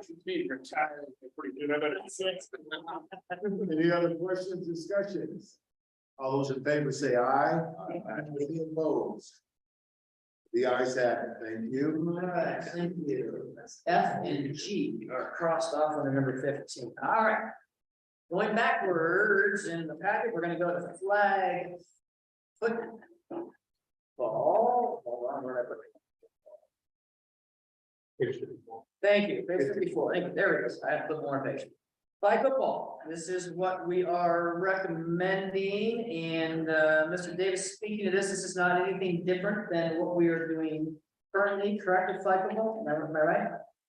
I have to get out my book real quick here. 3A was 8 teams. 4A was correct, 6. Yeah. Flag football, or 5A, that would be everybody who all teams in there. Yeah. 4A would stay tops, that's not a problem. 3A, again, it would depend on number of teams and what they choose to do with leagues. Because we do have just a straight top 8 with a single league, which is what they've done in the South. But with the addition of some other teams, that may be a little bit dependent upon how they want their standings, so we may have to look at 4 in the 3A. Right, so, for flag football, then we necessarily can't answer those questions today, can we? Because again, we did this for the fall sports, right? We took the tournament format back. Back in meetings, so. Again, I think that once it's can do, maybe we do, and then need a table. Yeah. So flag football, the only one we really could, Both the 5A and the 4A could technically get approved, because if you're Yeah. gonna put everybody into the pool anyways in the 5A, it doesn't matter if they're a single league or still. right, So we would need a proposal specifically separating 5A and 4A together and separating 3A to maybe do 3A later. yeah, that's correct. And again, 5A could be 6 and 6, or it could be 12, in which case we build it buys. Right, for the top 4, we do 12, straight bracket. Yeah, either be biased for the top 4 or biased for the top 2 in each league, depending on how you do it. Yeah, I don't have a bunch of scenarios where we try and make a motion with scenario A, scenario B, a little hesitant on that. So the 4A is the one we could do like. You could always come back in this too, I assume we will note the April sixth, seventh, whichever. Seventh. Thank you. Yeah. No, No, yeah, fifth. it feels. if you That's get- April 5th, sorry. None of my guess is working. We could always come back and do that. Yeah, I think, let's can do, let's do 4A flag football, so it'd be a motion for 4A specifically only for flag football. Do we have a motion? Ray Parks 3A. I will motion to have class 4A flag football as presented. Thank you. Do I have a second? Dallas Larson, 3A South, a second. We have a second. Any further questions or discussions? All those in favor say aye. Aye. Any opposed? Thank you. Thank you. And the ayes have it. So I'm gonna note that. if it's 4A being done. Yeah, it needs a whole. You need a motion to table the other ones for next time or? I think we just table. Okay. It's good. Thank you. Dallas Larson, Mark, how many 3A South flag footballs we have this year? Was it 12? Yeah, two folks. I don't have that. I'm 6 now. We get down to 9, okay. Yeah.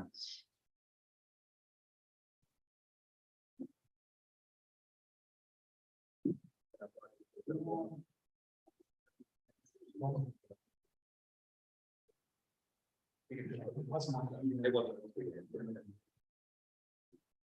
All right, let's go to bowling, page 55.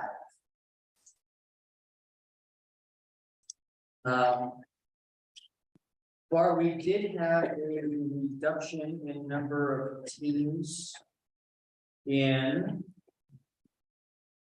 Did we, or am I wrong? I got my stuff right here. Hold on a second. I had a note, I don't think my notes are correct. Bowling, we 8 stated teams in the 5A. Bowling, we stated 11 and 5A, we've got the top 8, that's how it is. Yeah, The 4A really depends again on what they are going to, whether you go 2 leagues or whether you put everybody in 4. 16, I believe, in the 4A this year, and when everybody in the pools didn't play everybody. It almost ended up really awkward tiebreaker at the end of the year. We've got that number down a little bit this year. The 3A is actually picking up some teams, and that could be a situation there as the 3A wants to live it.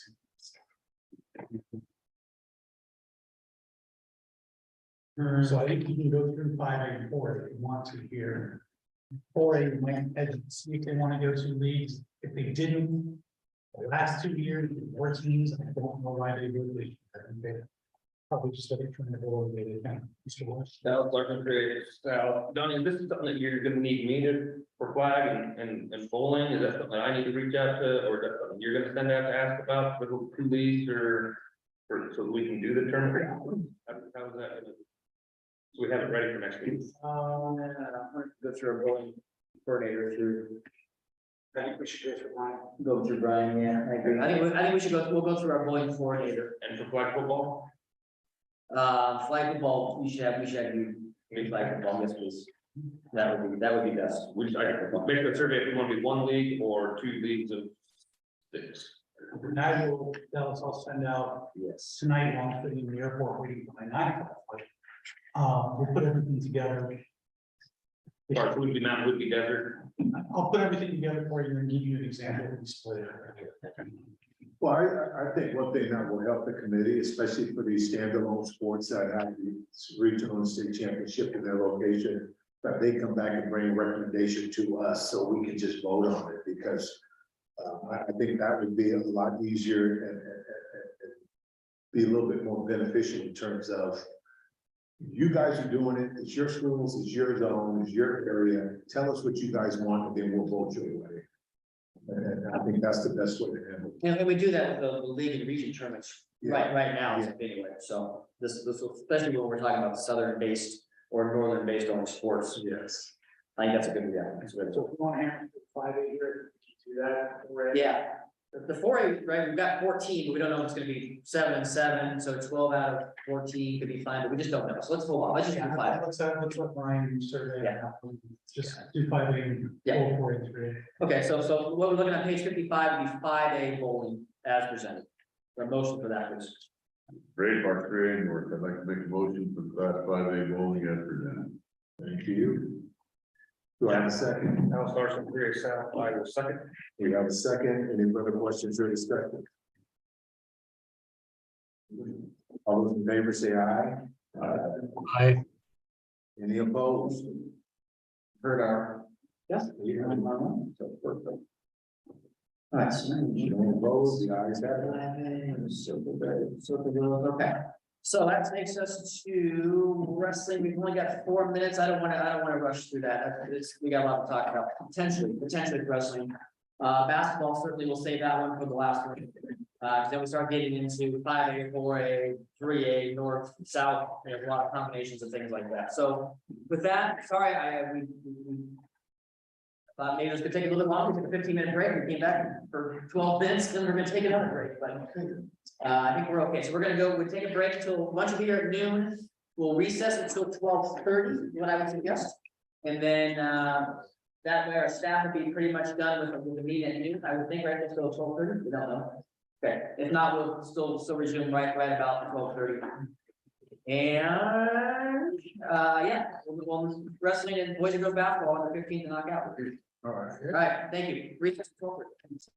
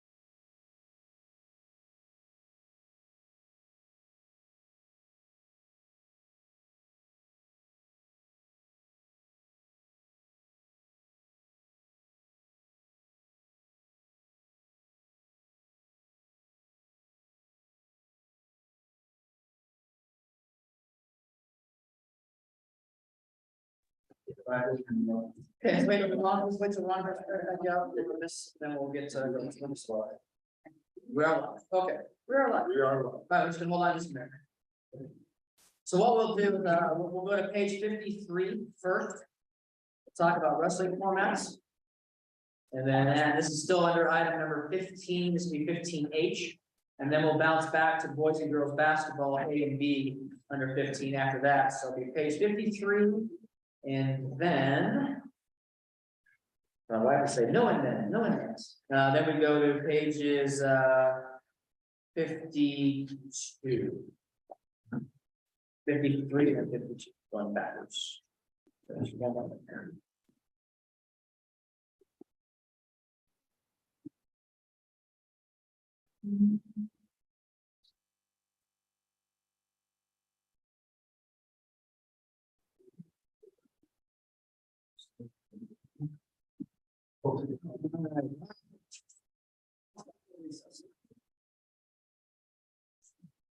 Bring this meeting back to order, please. Thank you very much for the short break.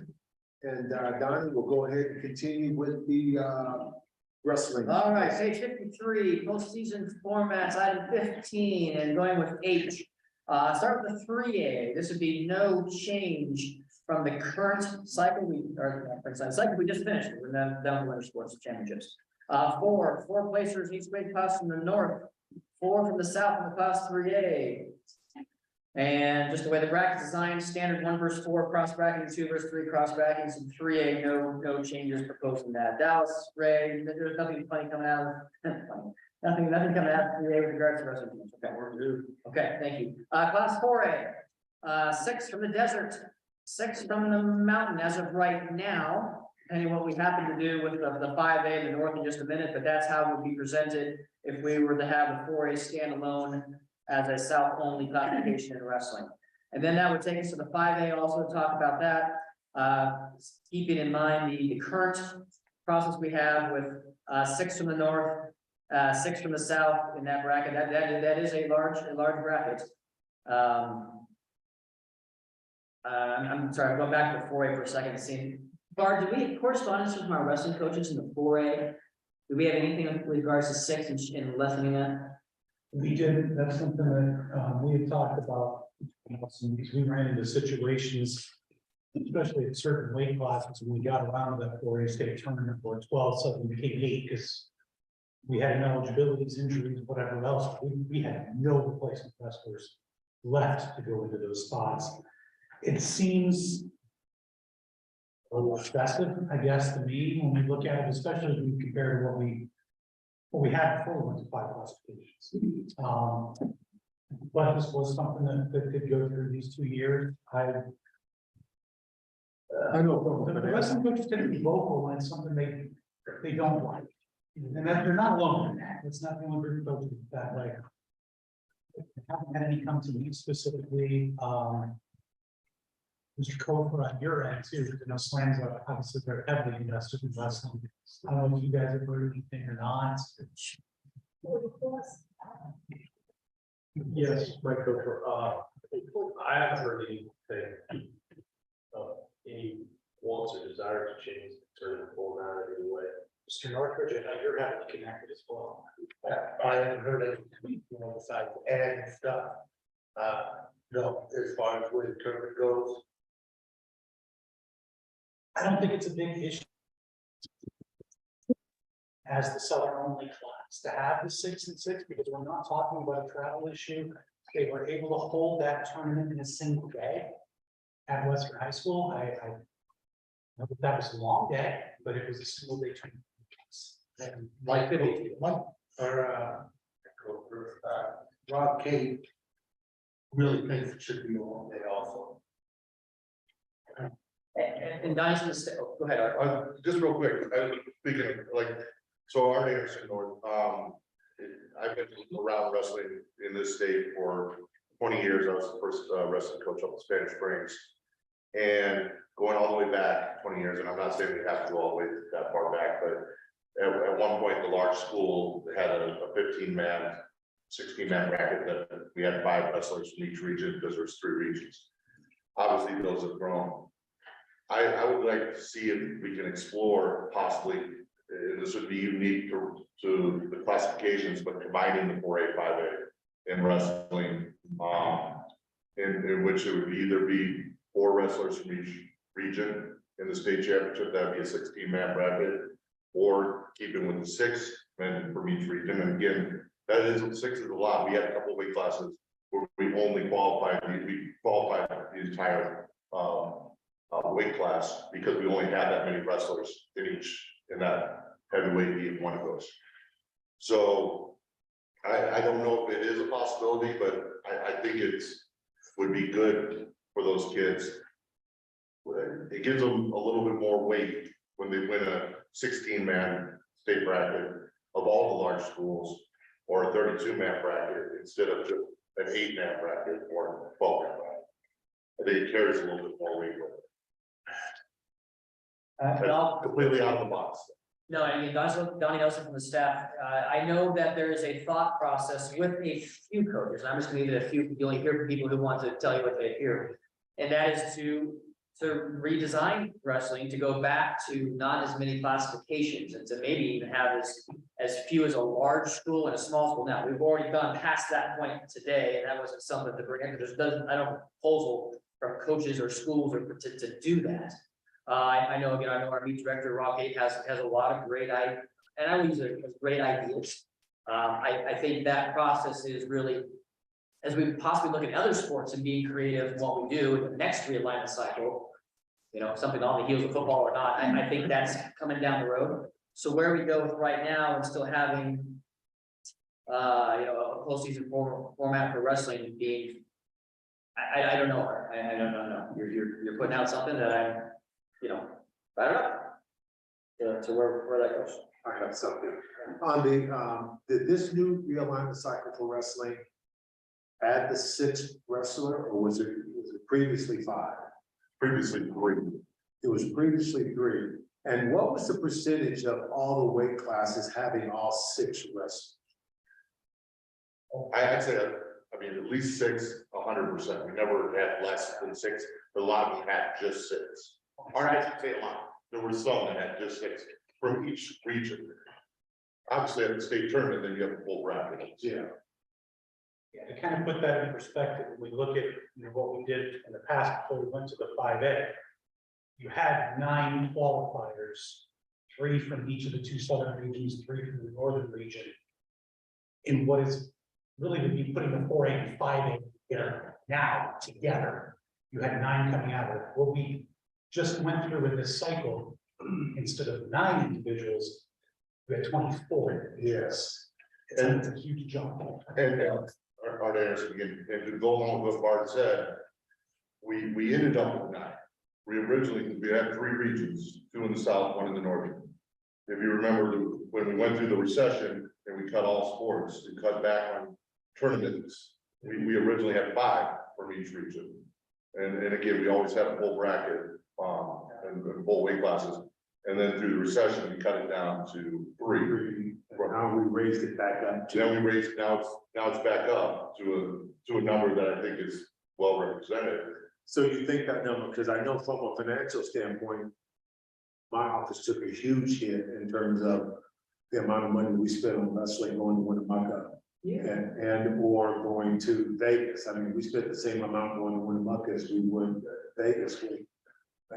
We had a lot more wrestling. I just want to make sure that this is something that we can continue to do. Is that 6 the number that we want, or do we want more than that number, less than that? I think unless we're gonna make it a one-day tournament, I think we keep 6 as the number. It's just whether we drop that number down and we just make a bigger bracket for a large school classification, which We also have girls in the mix as well. Yes.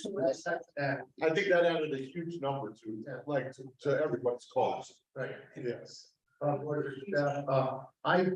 been involved for 43 years in wrestling in the state, high school wrestling, and I really thought the numbers this year were good. I really did. I don't think there's any need to add or subtract, as long as we're going with the classifications we have. I think it's just about right for where we are. With the classifications and with the addition of the girls, do you think that we could get that in one day? No, There's no.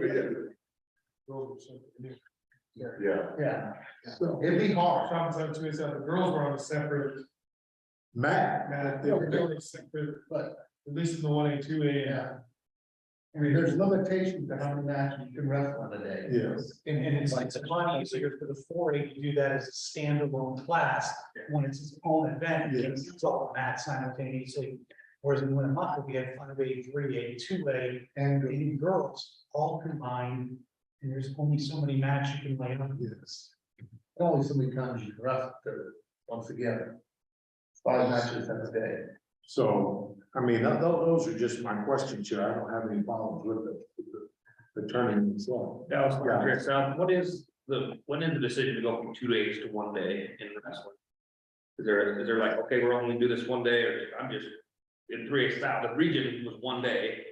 And I mean, But you had no shot of wrestling over 5 matches either. what's that? You have no shot of wrestling over 5 matches. Okay, is that what it is? It's 5 matches in a day by National Federation. So if it's over 5, then you have to do it for 2 days, yeah, that's the determining factor. Yeah, it's a possibility. So the one, I will speak up for my trainer, who's done the 2 day, he gets paid the same for a 2 day or 1 day, even if it's the same hours, if you will, all in 1 day compared to a 2 day.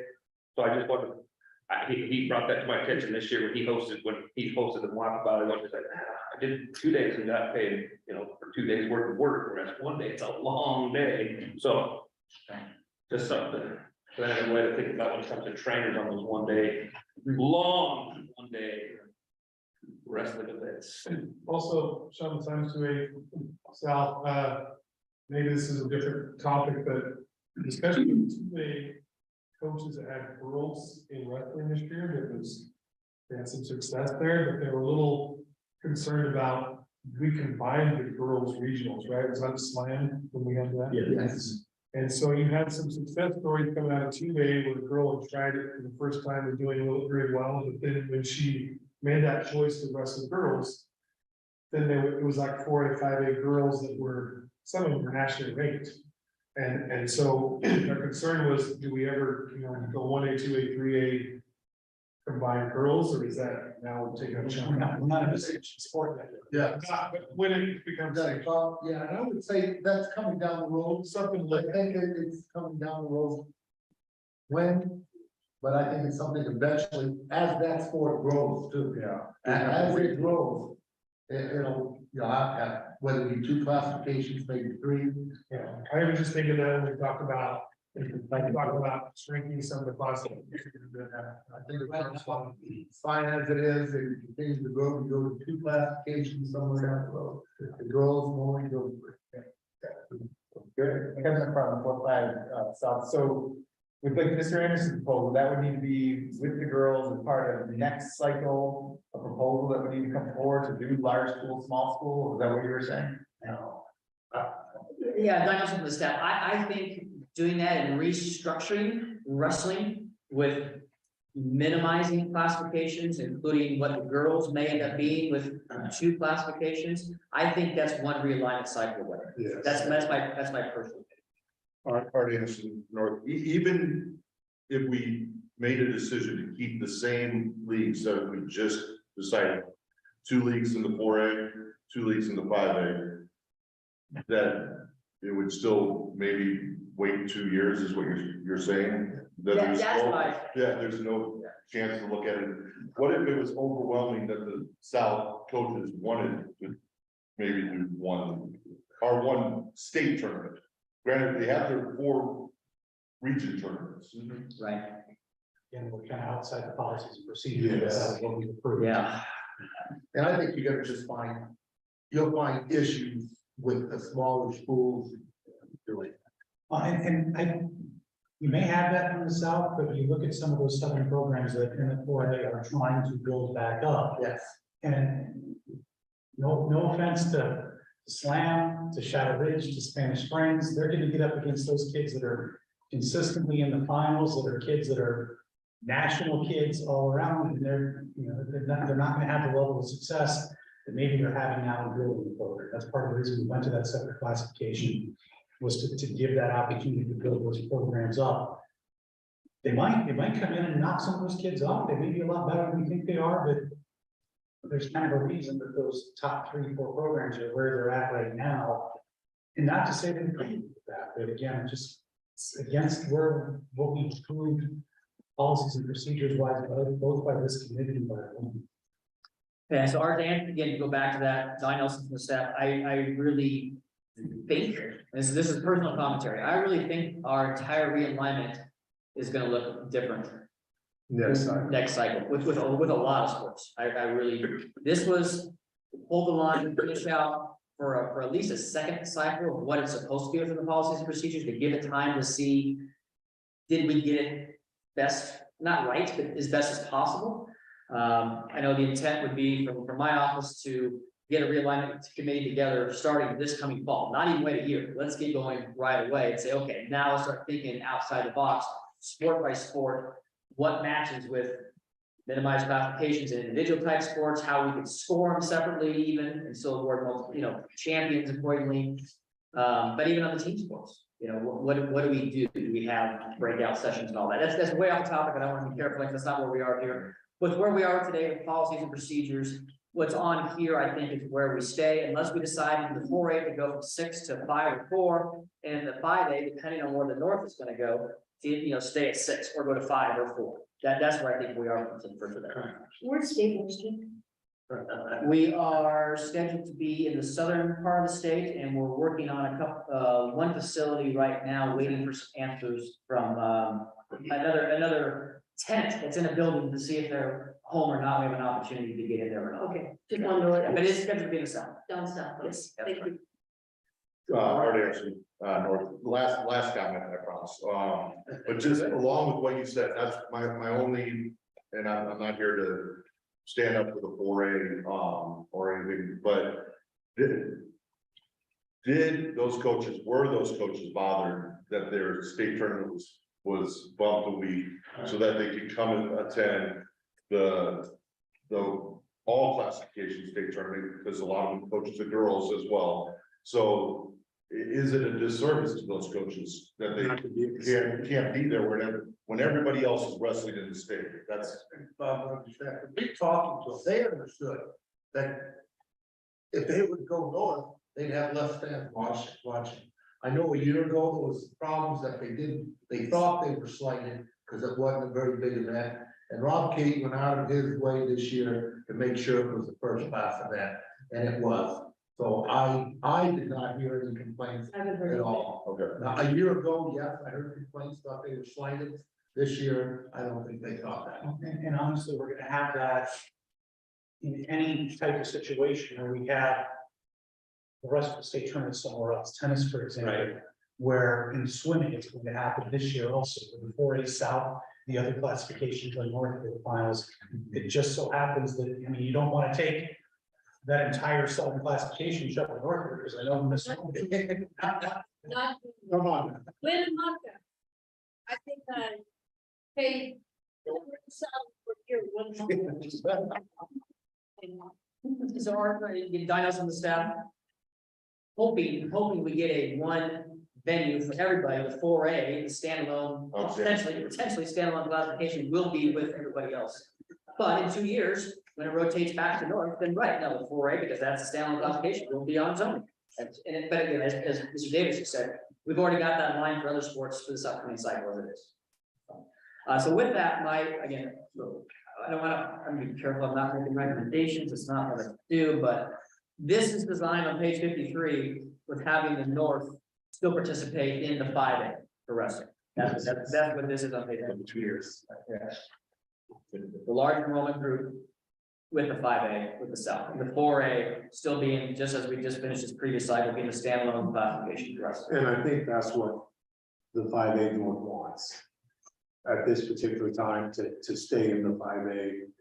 Yes, absolutely. That's what the North wants.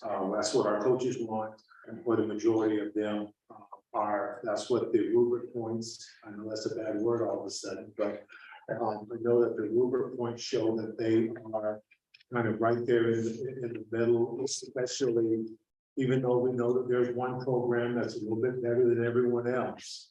The reality here is that the northern 5A school representative is right with those top other 5A schools in the south, right behind that one school. They fit in that mold pretty good. Spanish Frank's been second in the state tournament in the last 2 years. These are the last 2 years, so they It's fifth in 2022 and fourth. so we feel that we can compete in the 5A, especially for that second place slot. Until Sam has it good.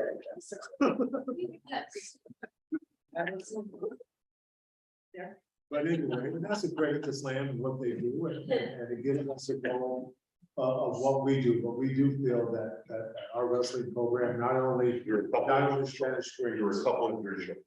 but we have Spanish speakers, and we have some schools that can compete with the top schools in Vegas, and we're really proud of that. And we want to stay there. So that's what we want to do. So we are definitely in favor of this. Okay, so question, do we change again, and you look at having 6 go, and, you know, having 5 or 4 instead of 6 in the 5A and the 4? That's where, that's. With that said, that's what's on the table right now. Do we keep it at 6? Bart said we keep it at 6, and yeah, if we don't fill, we don't fill. The South. What do you work on? It's much. We almost prefer this to Clark and Washoe County's athletic department budgets. I mean, is it something that you guys can continue to afford to be able to do? I'm a very supportive superintendent. I mean, it's come forward to us and said this absolutely has to change with too many kids in the feed. So that's. And I think it's the right number. You know, just as long as it's about the quality of the tournament. And I don't want to water it down to have additional participants. And I'm gonna go back to the golf conversation. You know, about the qualifying standards. You want the best of the state tournament. And if the number is 6, and we all can agree upon that, then we need to be this. And what you essentially see is that first round, the top two from each league tournament get a bye. You're letting 3, 6, and 4, 5 play against each other. Who's going to rise to the top eventually? And That's good first round too. Yeah. But I just can't get a call the night before I depart to say, hey, this kid dropped out, and we gotta throw another kid in. Yeah. I know, I still got 10 of those. It was crazy. Okay, with that being said, we need a motion. Ray Parks 3 and North, I make a motion to accept wrestling state tournament format as presented. Thank you, Ray. Do I have a second? I was Larson, 3 South, I was second that. Thank you. We have a first and a second. Any other questions or discussion? All those in favor say aye. Aye. Any opposed?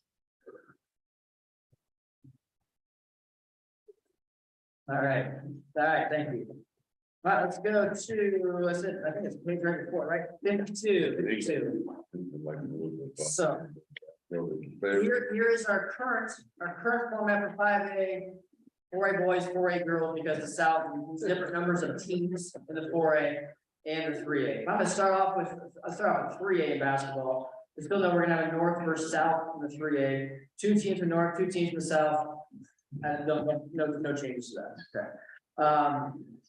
So we're really where we boil down to, let's just go one at a time. Let's boys basketball and girls basketball can be separate apart or could be together. Boys basketball.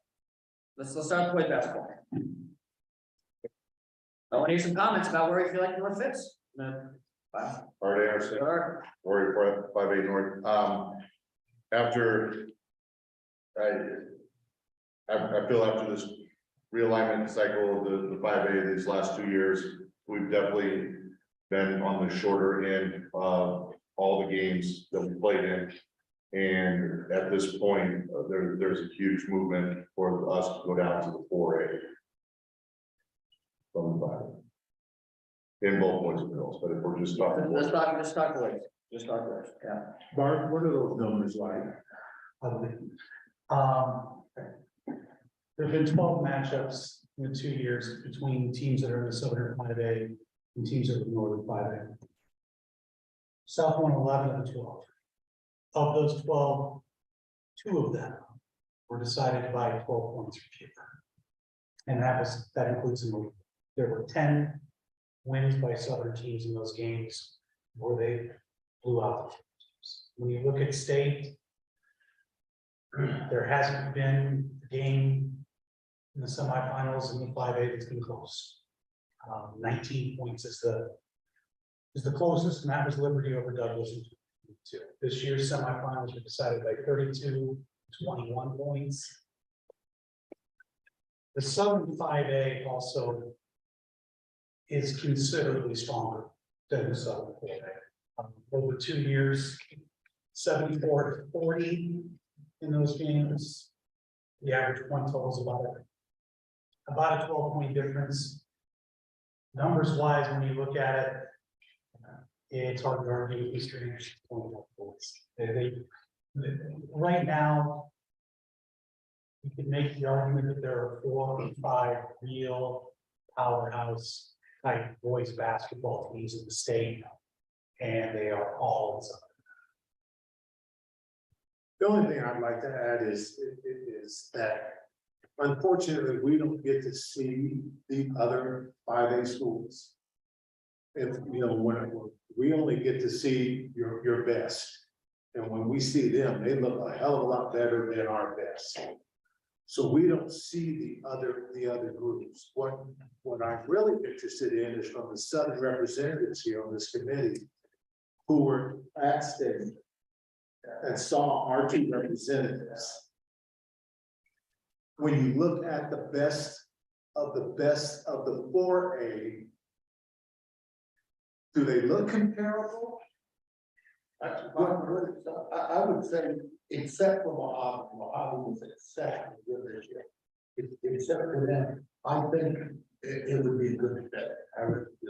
I think You keep in mind too, Mojave was up to 5A.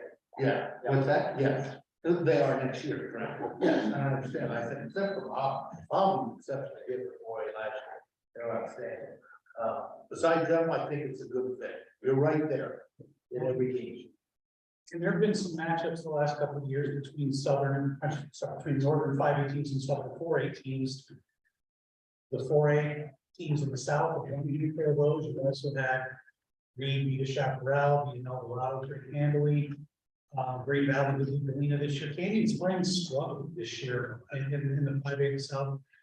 They beat the Monterey Ranch by 2 with 17 in the regular season games this year. And not to take anything away from the Southern 5A basketball, but to be honest with you, from a personal standpoint, being in this area for all my high school career, I think basketball has dropped in this area for some reason, just a little bit. And I just don't think that we're just getting the athletes in the population. Our schools aren't really getting bigger. They're staying the same and leveling out and actually dropping populations. I think our district has made a commitment to make and build smaller schools and distribute the population a little bit equitably with the rezoning. And so schools like Spanish Springs, that used to be our biggest schools, they've lost a couple hundred kids over the last couple of years with the new rezoning and that kind of thing. But I think our basketball has gone down a little bit over the last couple of years, and it'll be interesting to see what they do with their opportunity to play the 4A and see really what happens. But at least that's where the coaches feel they need to be at this particular time. Kevin McFarland, 4-5 South. Put us next to each other. So I guess, and I don't know, I know you mentioned some data there too, Barb, but you know, the top 4, you know, when you see our reviews in there at 10 right now, like, we lost by 25 with all 4 of those teams, right? Like, Mojave beat us by, I think, 20. As a 4-year. So I think, and I don't want to say, but I need to say, like, is this similar to football? Like, we got 4 teams that we got to work around, and the rest of us are all kind of the same. Like, is that what we're talking about? I would say that it's probably more than that. Yeah. I would say that it is more than just the top 4 teams. I would say that we would probably, here's the difference. From our top team in our league to our last team in our league, it's an 8 to 10 point game. They're all just pretty close together.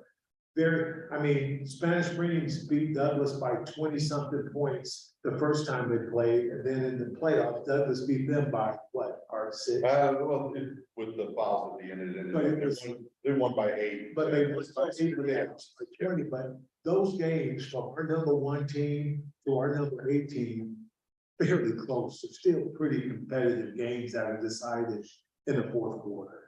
And honestly, when you look at it, you look at kind of the big four in the South, and it's no secret, it's Gorman, it's Liberty, it's Orlando, it's Coronado. Those are teams that are playing a game generally on one of the ESPN networks at some point during the course of the season. They're playing the big showcase games, but you've also got a Desert Pines that will play a 2-point game against all of those teams. You've got Foothill that's right in those games. I think the depth of talent among those 5A schools in Southern Nevada, there's a level of difference between what you see in those teams and what you see in some other teams. And I would lump Mojave in. I would lump Las Vegas High School in, because Vegas can play competitive against just about anyone. There's a lot of talent right there right now, in that sport especially. And maybe there's just more parity at this point in the North, but I'm gonna ask you this, Mr. Stallworth. You were in Cox Pavilion.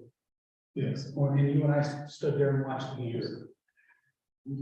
I kind of felt like when those teams stepped on the court, we knew it was gonna happen. Well, that's fair.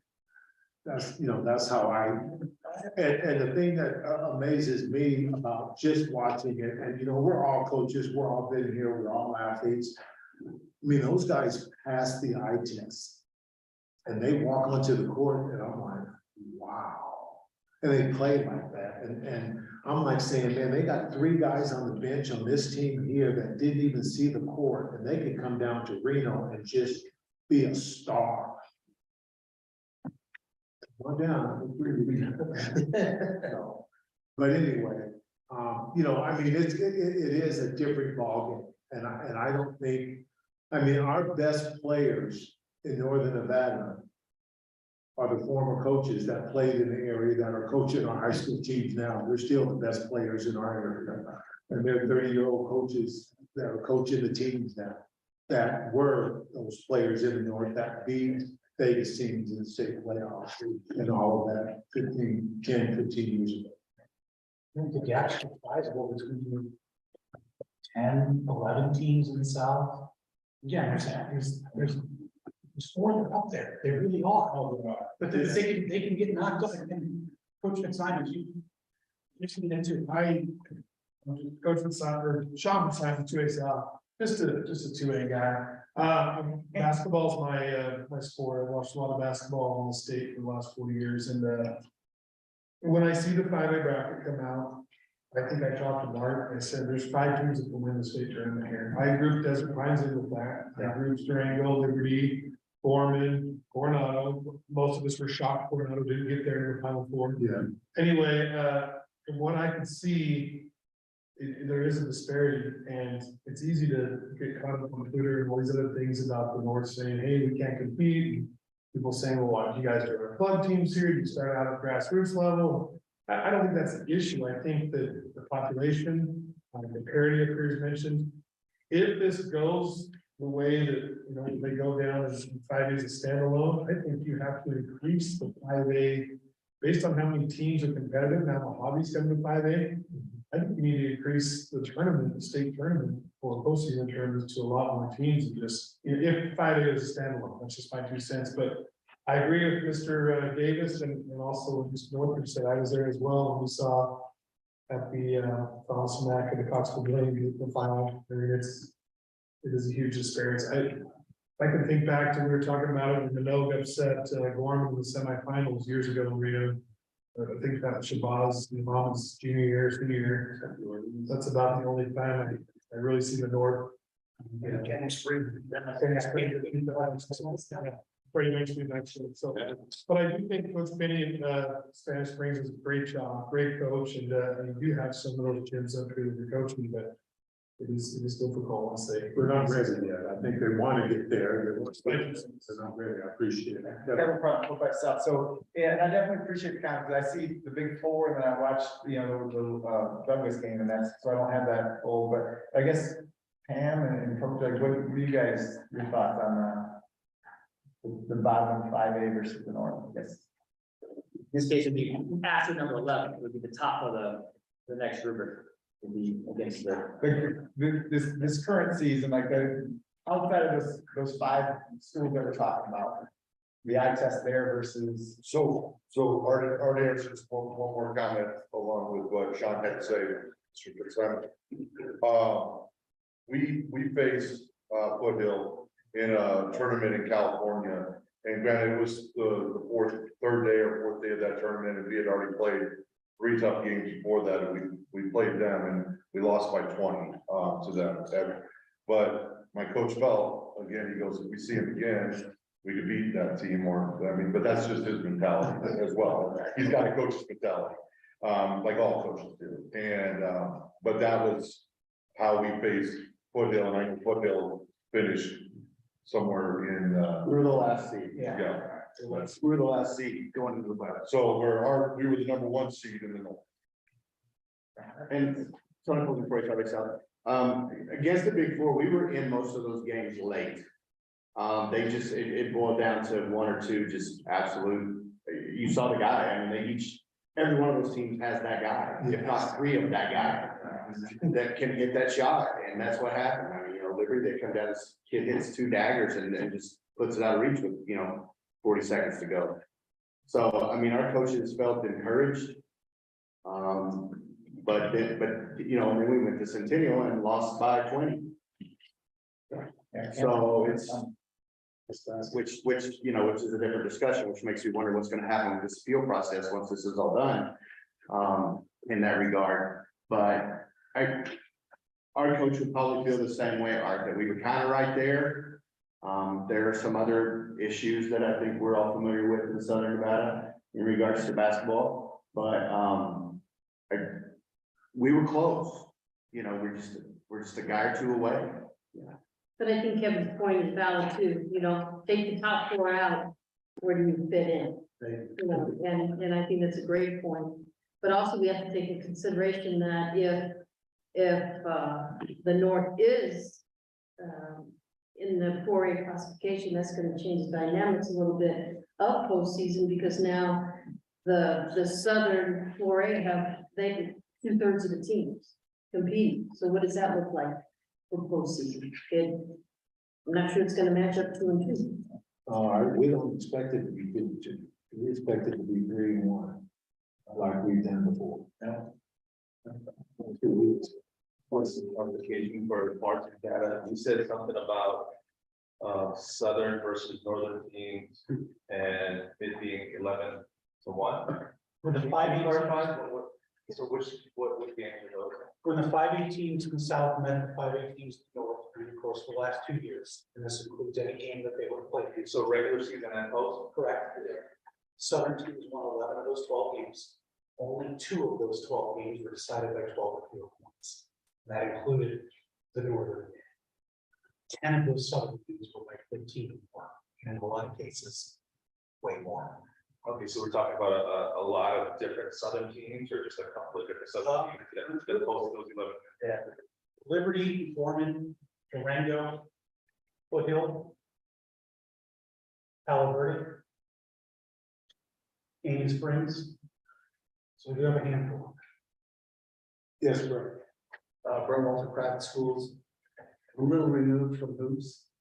So not much, but I think we're talking about the state tournament, not about groups of teams as much. It's just my opinion that while Mojave had a good team this year, the 4A South is gonna have a good team. It's like when we played in the 1A years ago, and then there was Clark or there was Desert Pines, and they were good, and we were playing against the Elko or whoever, but with that many teams, there's some good players down there. It's just my opinion that You know, whether you're talking about, if there's a good team in the north, there's still probably gonna be a quality team in the south.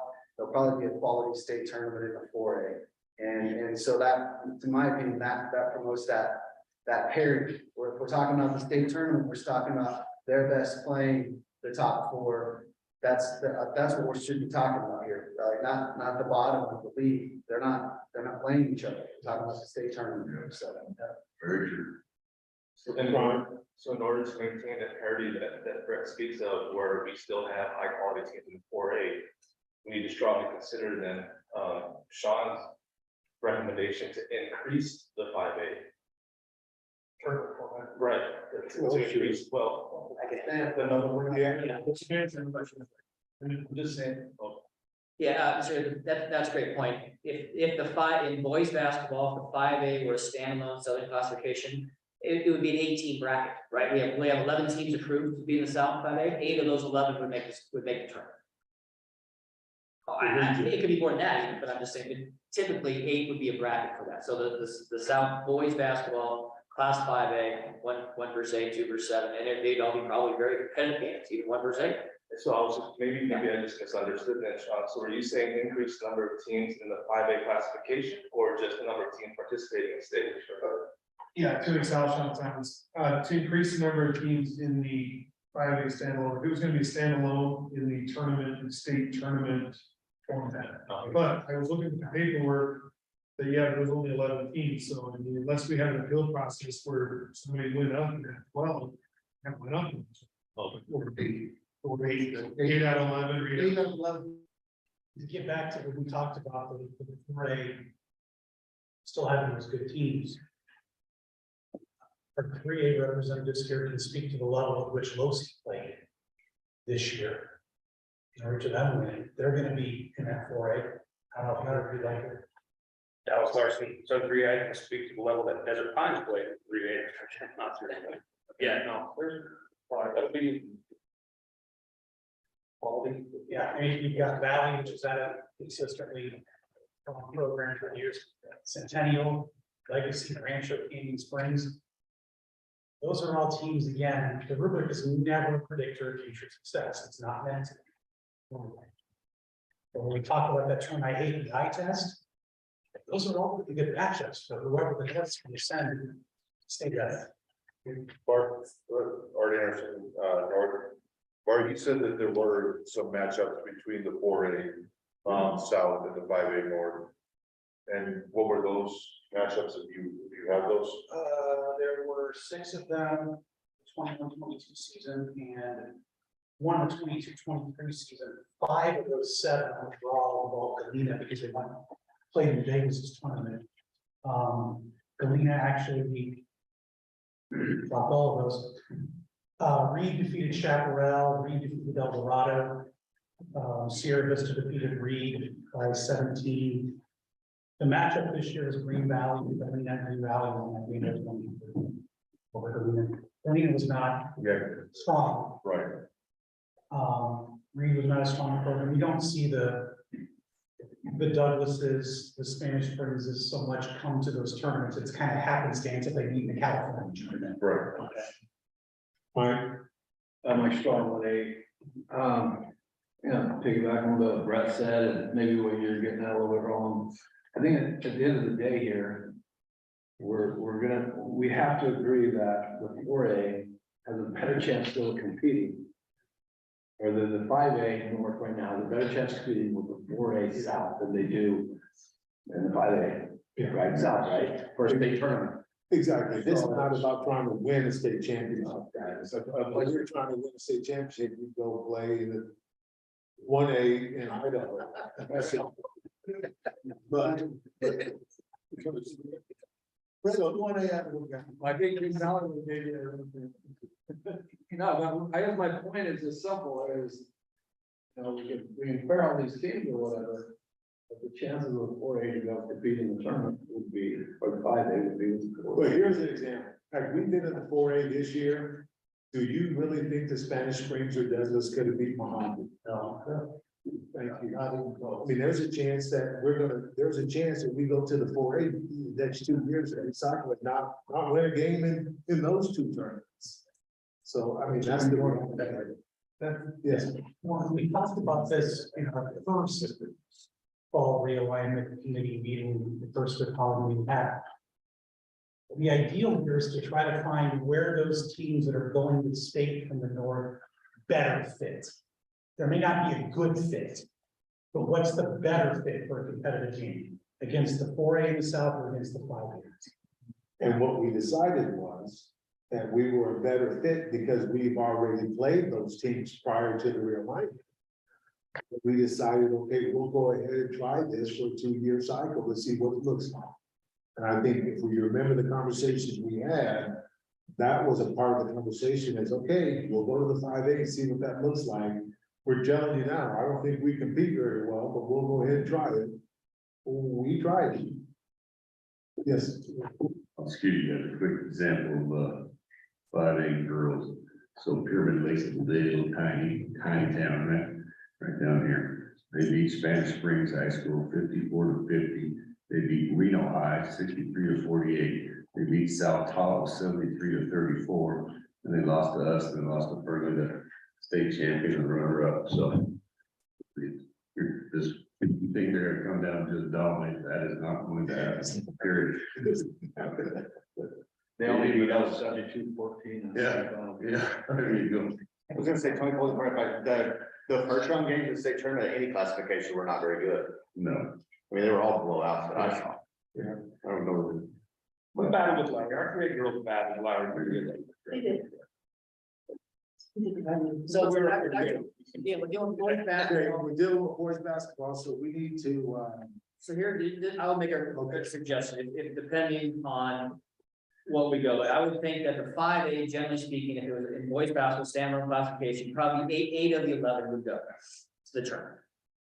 I would think the 4A with the north and the boys would be, when the tournament is held in the north, it would be 2 teams from the north, 2 teams from the south, but when it's in the south, the tournament would be 3 teams from the south, 1 team from the north. That's kind of something we did in the past. Then again, I'm just throwing it out, this means it's right, wrong, or different, just an idea. That's how I would see possibly boys basketball starting point to look at tournament formats. I mean, I don't want to send Pam, with all due respect, I don't know, the tournaments in the north, you want to send 3 south teams here. So that's why I think that should still be 2 and 2. That is what we did the last. Yeah. yeah. That's correct. So that's how I would look at it. Bart, with 8 of 11, does that sound right, or we don't shrink it, I don't think we even shrink it overlay. I don't know if we go to 10 or 11, no, I don't know we do that. So I'm not terribly opposed to any number, because I think that tournament's gonna be, that good. Yeah, honestly, yeah, and you can create buys in that situation. But I also don't want to put it into a situation where one of these 11 teams, whether it's in this first year or the second year, because again, the rubric does not predict future success. If they start to fall off the table, now we're going to force them into a postseason game where they lose by 35. Yeah. Eight seems to be a better number. You've got teams that are competing against each other during the course of the season to earn the right to play. that's. I agree. The 4A would be potentially getting 2 and 2 within the north, and that would be next year. And then 3 and 1. 3 and 1 in south, and that would be another year down the road, second year of the cycle. And the 3A, as we said, 3A is already set the way it is, so 2 and 2. So that's what I recommend for boys basketball. Like, I can make a recommendation, sorry. So could someone make a suggestion? I'm gonna make a proposal, to go along with what Johnny just said, that the 4A of the 5A North boys go down to the 4A. And that in the tournament cycle, when the tournament is in the south, 1 team from the 4A North goes to that, tournament, 3 teams from the south. And when the tournament's up north, 2 teams from the north will be in the tournament, 2 teams from the south in the 4A. Ready for us, ready, North, I'll second that one. Any further questions or discussions? Didn't include the 5A or 3A. Yes, that's sorry, all right, I'm gonna interrupt you. Let's amend it to include the 3A as is, 2 north, 2 south, both years. And then the 5A, being a separate boys basketball, being south standalone will be an 18 bracket.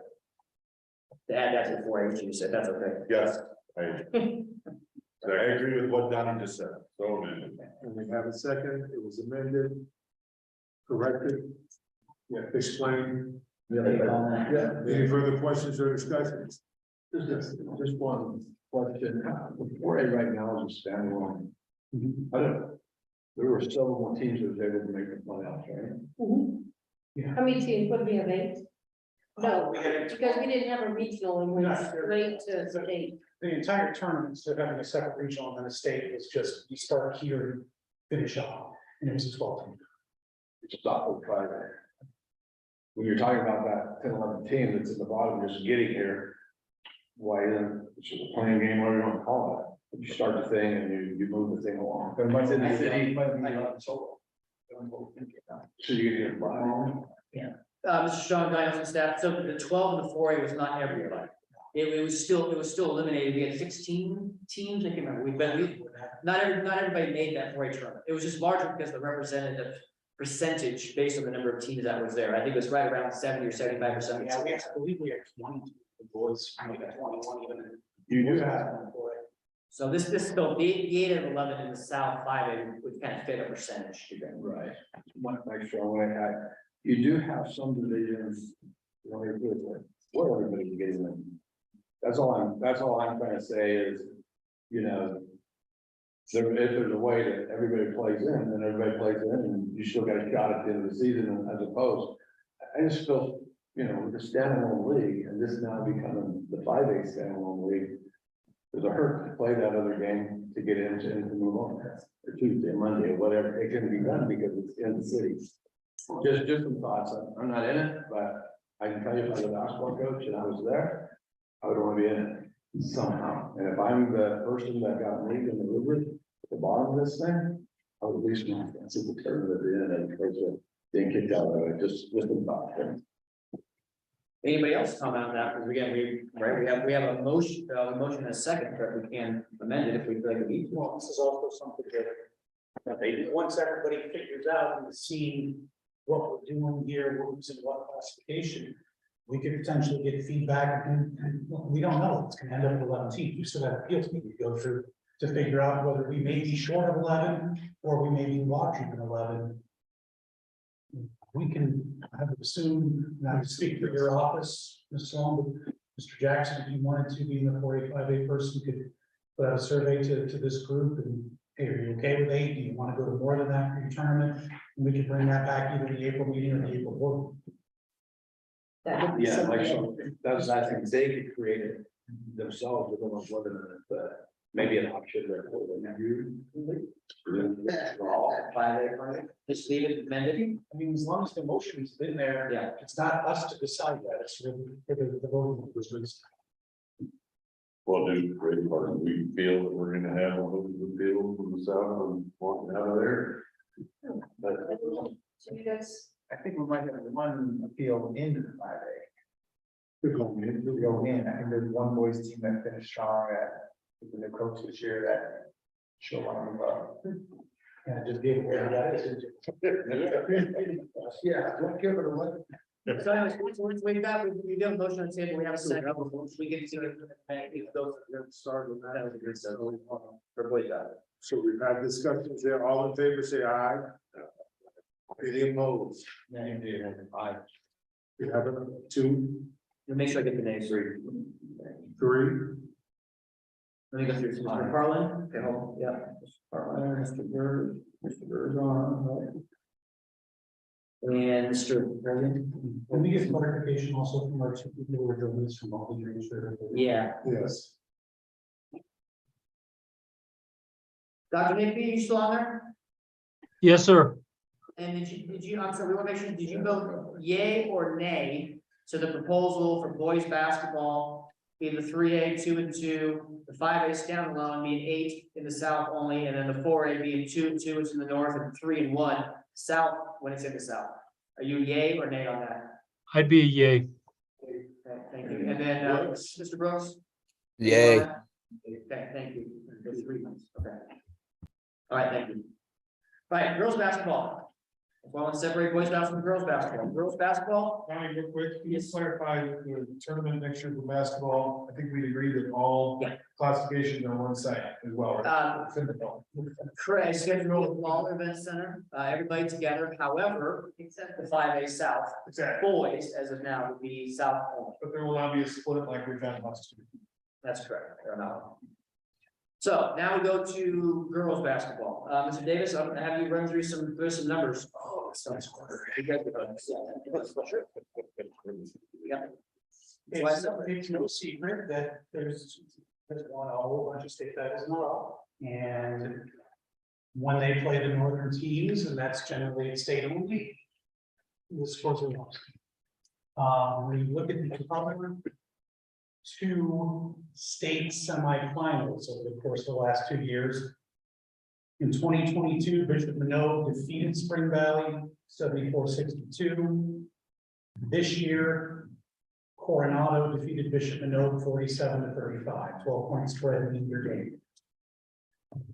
There have not been many matchups, unfortunately, in girls basketball because we just don't seem to be tournaments, even if Spanish Springs comes down to playing a tournament in the South, they end up playing a whole bunch of Californians. Never successful.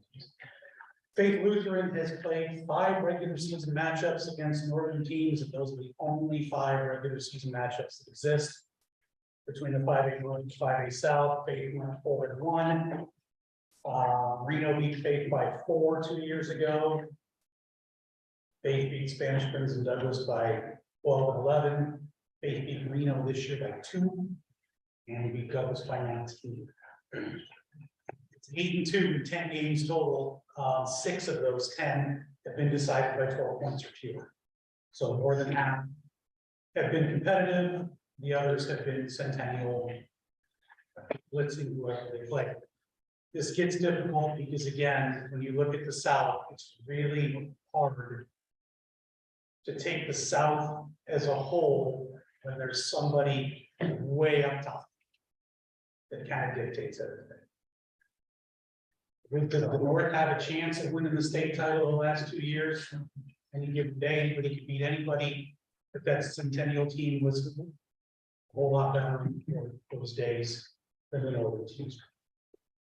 We're back into those situations like I don't know, a golf type of thing or whatever. There's a huge disparity between the Southern 5A and the Southern 4A. Southern 5A won 71 of those games. Southern 4A won 23. Centennial didn't play any of those. The gap is big.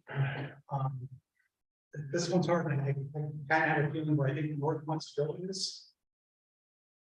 I also look at those 2 semifinals last year where Bishop Minogue beat Spring Valley in the semifinals. It's hard to discard that as well. This year, Coronado and Minogue wasn't a blowout by any means. In the game, it was a good year. Again, we start looking at where those 2 teams that are representing the North a better fit. Are they a better fit against that second 5A Southern team?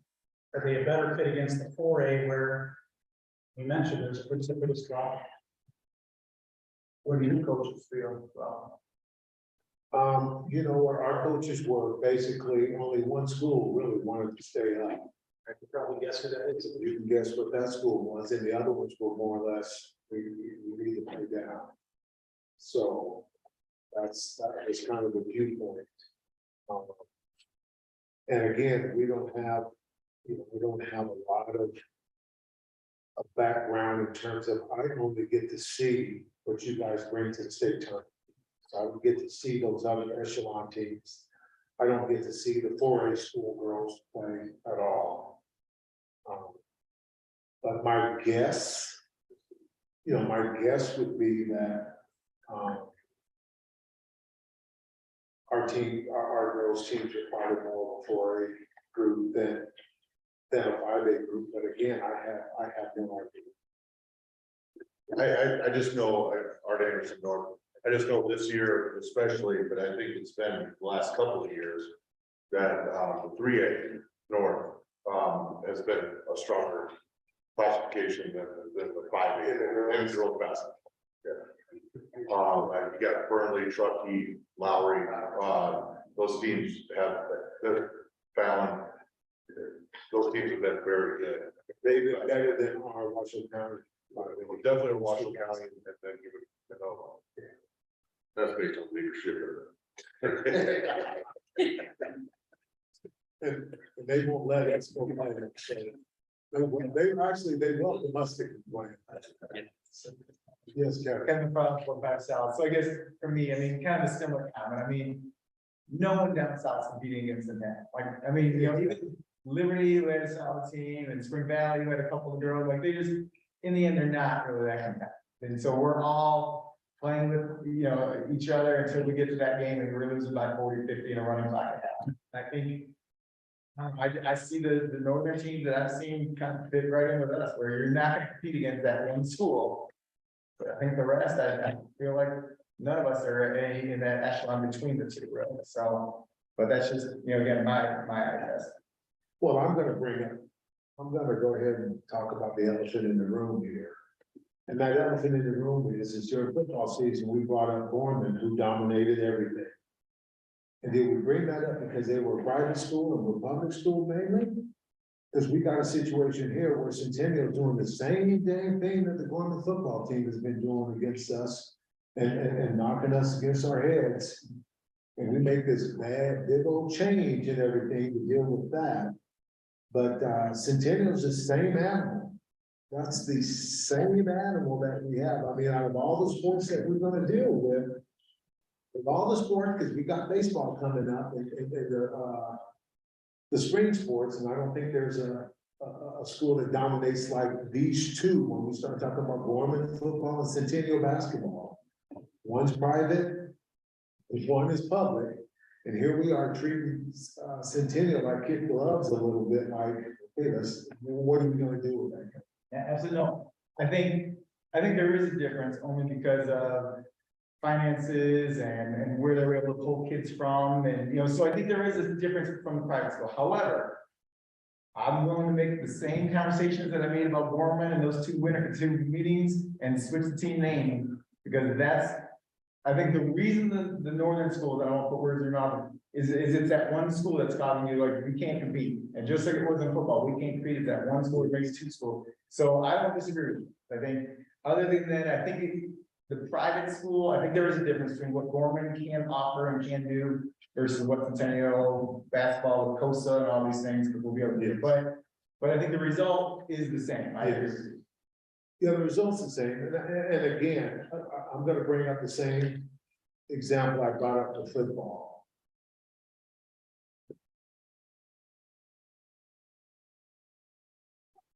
The other 5 or 6 best schools on our list here in the South. What we need to look at is, are they that much better than us? Let's take Centennial out of it, and let's look at those next schools. How do our schools rack up against that? And it's tough for me because I haven't seen any of those other schools. I tried to look up the scores and to be honest with you, I saw the same scores. Those 2 schools that you had in the playoffs that I got to see this last week, they beat everybody like Centennial beat everybody. They beat most of their teams like that as well. I don't know though. I just don't know. Is it good common practice to have the same league and have our girls and boys in different divisions, different levels, different playing? One playing state in the north and the other one's playing in the south. What if they're the same schools that happen to go and now they have to split up allegiances to go? I don't know. I mean, that's the tough part about this. And I don't think it's a Title IX issue. I don't think that's an issue, but I do think that I don't want to be in a situation where I'm sending my Minot girls in the South to play one state tournament and the Minot boys are playing in another one, or Reno High School sending one team and their boys teams playing here, their girls team playing there. I don't want to have to face that either. And that's a real possibility up north, more so than in the South. No, Yeah, Kevin, 4, 5, 7. So that is a good point. And I do think just as cutting the diet, it's after what I saw from Centennial boys basketball, from what they were first week of the season to what they were at the end of the season. That coach makes a difference in that program because the rules they follow are the same as all the other coaches, but that coach is different than all the rest of the coaches that we had out there. So, but I just wanted to say that for you're comfortable there. That was good. Wouldn't the standalone be the only team? So if it was, if 5A is the standalone boys, they stay south, but if the 4A is the standalone girls, that stays down south.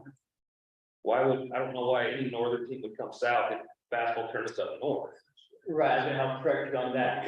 Yes, that, so now, generally speaking, a northern site being everybody, whatever standalone south will stay there, but in the rotation in the north, if you have the north in the, use an example, 5A boys, I'm sorry, 4A boys, 5A girls, those tournaments are going to be in together in Reno this year and then in Las Vegas. Mr. Nelson, we've already got that set up too, soccer, for instance, standalone class is different for the two genders. Yes. So that can happen. Yes. So I think that's all. Our in the north, Bart, there, you said there was not really any matchups between the 5A North girls and the 4A North girls. 4A South girls. 4A, yeah, I'm sorry, 4A South girls. No. They just think, for whatever reason, and I think part of it, Mr. English, is because you tend to see more of the girls basketball tournaments. There are some up here that those teams play in. You just don't see them travel south as much. And a couple of the girls basketball tournaments that did used to exist in Vegas over Christmas that the teams in don't exist anymore. We have one big one down there, the Green Valley tournament. And you're just kind of stuck in happenstance. Then if they happen to catch each other, it's Phoenix or California. Right. Yeah, Rollins, real quick, so Ray North, had the North moved down a couple of years ago, or even prior to that, does anyone believe there'd be a big uprising right now to kick the Northern girls basketball up into the 5? You know what I'm saying? I mean, if all the 3As were beating them, those single A girls are beating them. We just moved back a couple of years, there would not be people that would be able to beat these girls back in 5A. That's a fact, maybe my opinion, but that is a fact. And as far as I probably can say it's about the 4A girls right there compared to the 3A and 2A and 1As that are beating those 4A girls, so that's where I was gonna say the same thing. These 4A girls team that I'm seeing are gonna be struggling too. I'm not saying that they could be just by the 3A play, so. Tony Colby, we're 5A girls and we got blown out in Toronto. Oh, yeah. So, I mean, we're obviously moving down to 4A. But I think the parity in the girls levels, with the exception of Godzilla, and I mean, it is what it is. And the team's good and we're all in the same boat.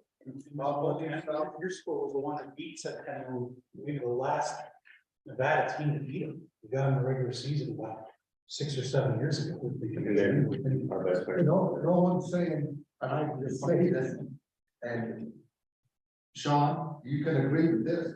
I think the second best team in the whole state is Democracy Prep girls, and they're going 4A. They're jumping over the 3, going for it, and they could be competitive and right there in the 5A. Okay, then can we go to 2A?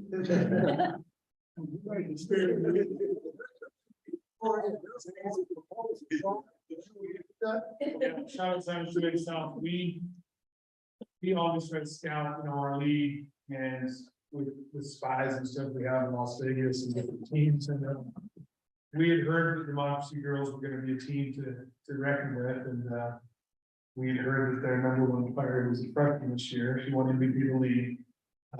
They said there's girls at Centennial that are of her quality, and she was in the 2A. Okay, so they beat because the link could beat us by 48 points. That doesn't happen very often in girls basketball, I think. But yeah, we had heard from the Meadows coach, Miss Erin Thorne. We heard that the only girl that was on par with this girl was the Centennial girl. So Centennial has 4 or 5 of these girls, obviously see the results. But democracy girls in any classification, someone said, what happens if they play Centennial? They hang with them. I don't think they win. I don't think they win, but I don't know if they go running far. Yeah. Our interesting one, and that's, I think you touched on it right there, when we had kept girls that caliber, and like when we had boys that caliber, Armand, Luke Babbitt, I mean, we could compete. When we had Gabby Williams, we had the McGuire girls, we were winning the largest, state championships in the 4A at that point, then Centennial went on their run. And right now, I think that's the disparity, is that Lowry has the best basketball player, one of the best in the north, plays in Winnemucca. Fernley team is great. We just don't have that level right now. I just don't want, this is a personal thing now, because I just don't want to continue to try to explain to my girl parents why the hell you didn't fight for us to stay in the 4A. Yeah, go to the 4A. I think you're fine. I think it's the best fit.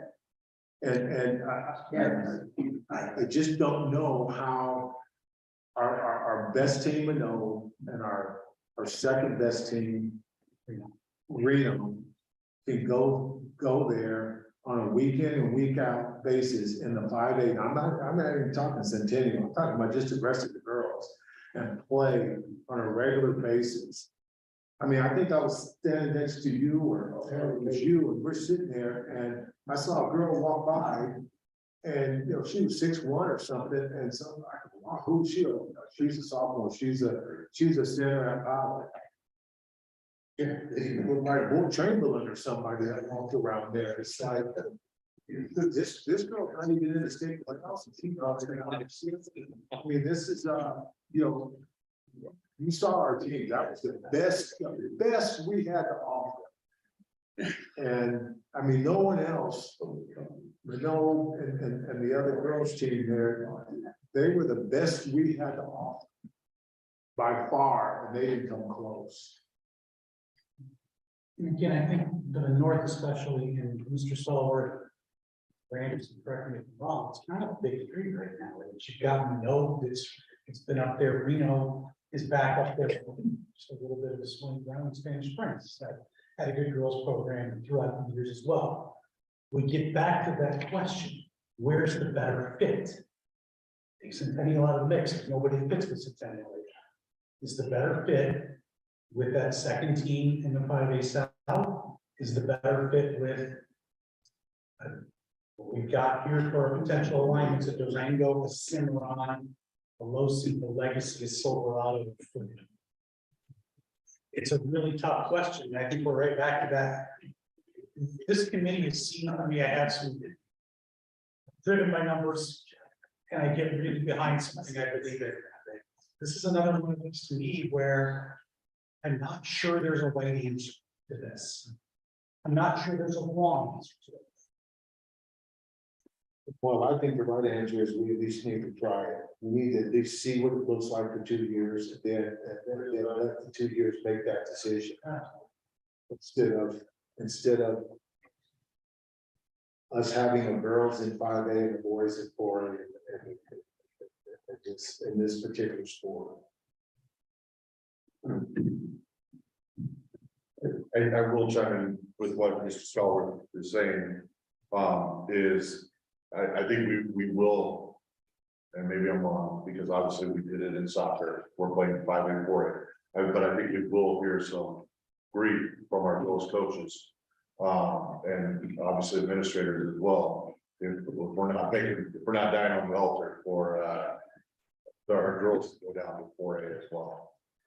Well, and the thing about the 4A, 5A that we have in the other sports is we knew what was best for the programs, and you look at the 2 years we've done it, and the teams that we moved to the 5A have played in the 5A championship, and they were 3A, 4A schools.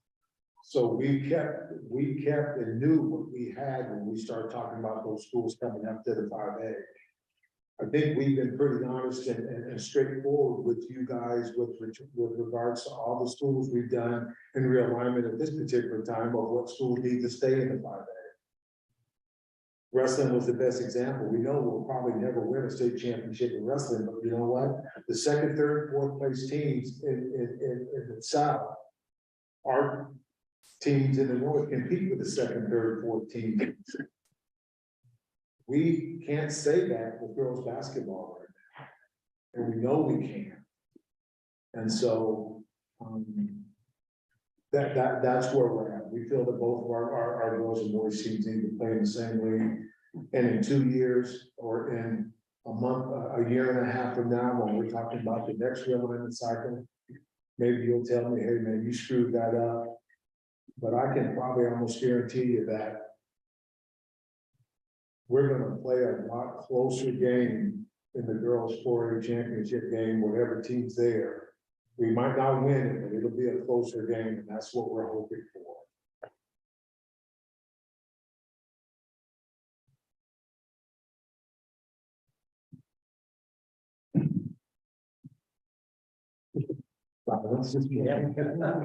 Okay, so we're, Right, that's the hard part. It's not a championship game against Centennial. It's a next group of schools and how it goes. It's sorry, I'm not sure. Clarification. Yeah. Just if that's what we're looking at, you're saying that a northern team beat a southern team last year, like they're in the our playoffs. second or third best team. Yes. Okay. At one point, in the semifinals last year, Bishop Manogue beat Spring Valley. This year, Bishop Manogue lost by 12 to Coronado. Yeah, thank you. Yeah, Mike, over just to Leland. I think one thing that's difficult is, from my perspective, we're all trying to remove the target in this deal. Which teams are gonna be good in 5 years? You know, well, this team's been really good for 10 years, but, you know, 2 more years, they may be at the bottom, who knows? I think the difficult part, you know, being from the South and you know, watch, you know, the guys who lead the upper echelons of the South. I think the frustrating part is that the feeling is that the top level is when you take it and have that be the standalone, it's not a state championship. It becomes a regional championship for the top level. At the 4A, the mid-range level, okay. You know, it's okay, we get it. It's not this top level, it's the mid-range level. It's really a regional championship that we're calling state championship. But now when you flip it, it's like, okay, you know, okay, it is a state championship because those are the best teams. I get it. Okay, and you want to build that competitive, you know, balance down the line. But it's difficult, you know, if I'm a fan, you know, or I'm another state, and I'm looking at your state championship, not that that should have the impact, but oh, listen, you guys didn't play everybody in the state, and you're the top level, and you're calling yourself a state champion. I think that becomes a really frustrating part that we all battle with in making this decision. That's what I see, you know, watching everybody talk them all their life. But, you know, Good point. we do. Well, I think what you would need is one way there's gotta go, right? I think you gotta have a motion and then see where that goes. That's. I get it. Well, Art Harrison, North, I'd like to make a proposal that, we adjust the state tournament, the 5A North will go down to the 4A, become the 4A North. And that the tournament will match the boys tournament cycle. And that the 3A tournament and the 5A tournament would 5A tournament would become standalone, 3A tournament would be so. Great Park 3A North second. We have a first and a second. Any further questions or discussion? Just for clarification on the motion. When you say would it match that, does that include also the years that the 4A tournament is in the north of 2 and 2, and the years that it's in the south of 3? Correct. Yeah, we can definitely do that. That's what we can do, right? That's what we. Good, Art. So this is the girls gonna mimic the boys. Correct. Yeah, that's what I meant, when the tournament's down south, it'll be 3 teams from the south, 1 team from the north. The tournament's up north, it'll be 2 teams from the south, 2 teams from the north. Any further questions or discussion? For the 4A. I want to make, Dr. Higby, are you on still? Yes, sir. Okay, thank you. Mr. Brooks, are you on still? Yep. Okay, did you both hear the motion from Mr. Anderson? You're clear on what we're voting on? Yep. Yes. Okay, thank you. I want to make sure we have everybody voting on this, everybody very good. Okay. Okay, so we, roll call vote. You want me to do that then? Like, we have it by alphabetical order, so I'll do it that way. Okay, Mr. Anderson, Yes. Mr. Brooks, Yes. Mr. Fitzsimons, Yes. Mr. Gearsman, No. Dr. Petrie, Yes. Mr. Larson. No. Mr. McFarland, No. Mr. Posey, No. Mr. Parks, Yeah. Mr. Strong, Oh, yes. and Mr. Vick. Yeah.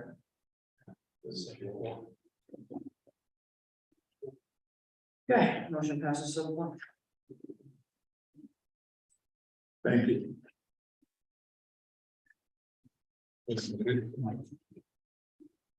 That is it for number 15. Yep.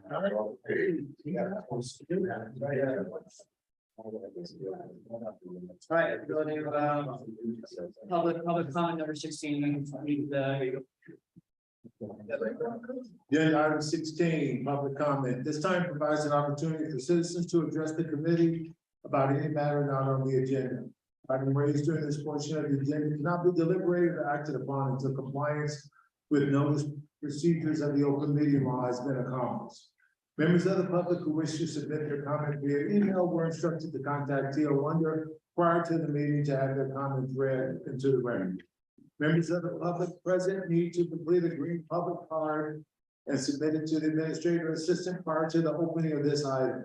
A limit of 3 minutes per person and or 5 minutes per spokesperson of a group will be imposed for both in-person and email comments. It is requested that comments not be directed or be directed at the committee as a whole. Comments that are deemed to be irrelevant, repetitious, offensive, inflammatory, willfully disruptive, or deemed to be personal attacks will not be permitted. Public comments received by email will be read into the records. Are there any of those? Live public comment, if any has been requested, will be heard if any been requested. Has any outlined areas out there? Any comments or public comment? Thank you, we have none. Okay, that's, we're adjourned. Meeting is adjourned. Thank you. All right, everybody.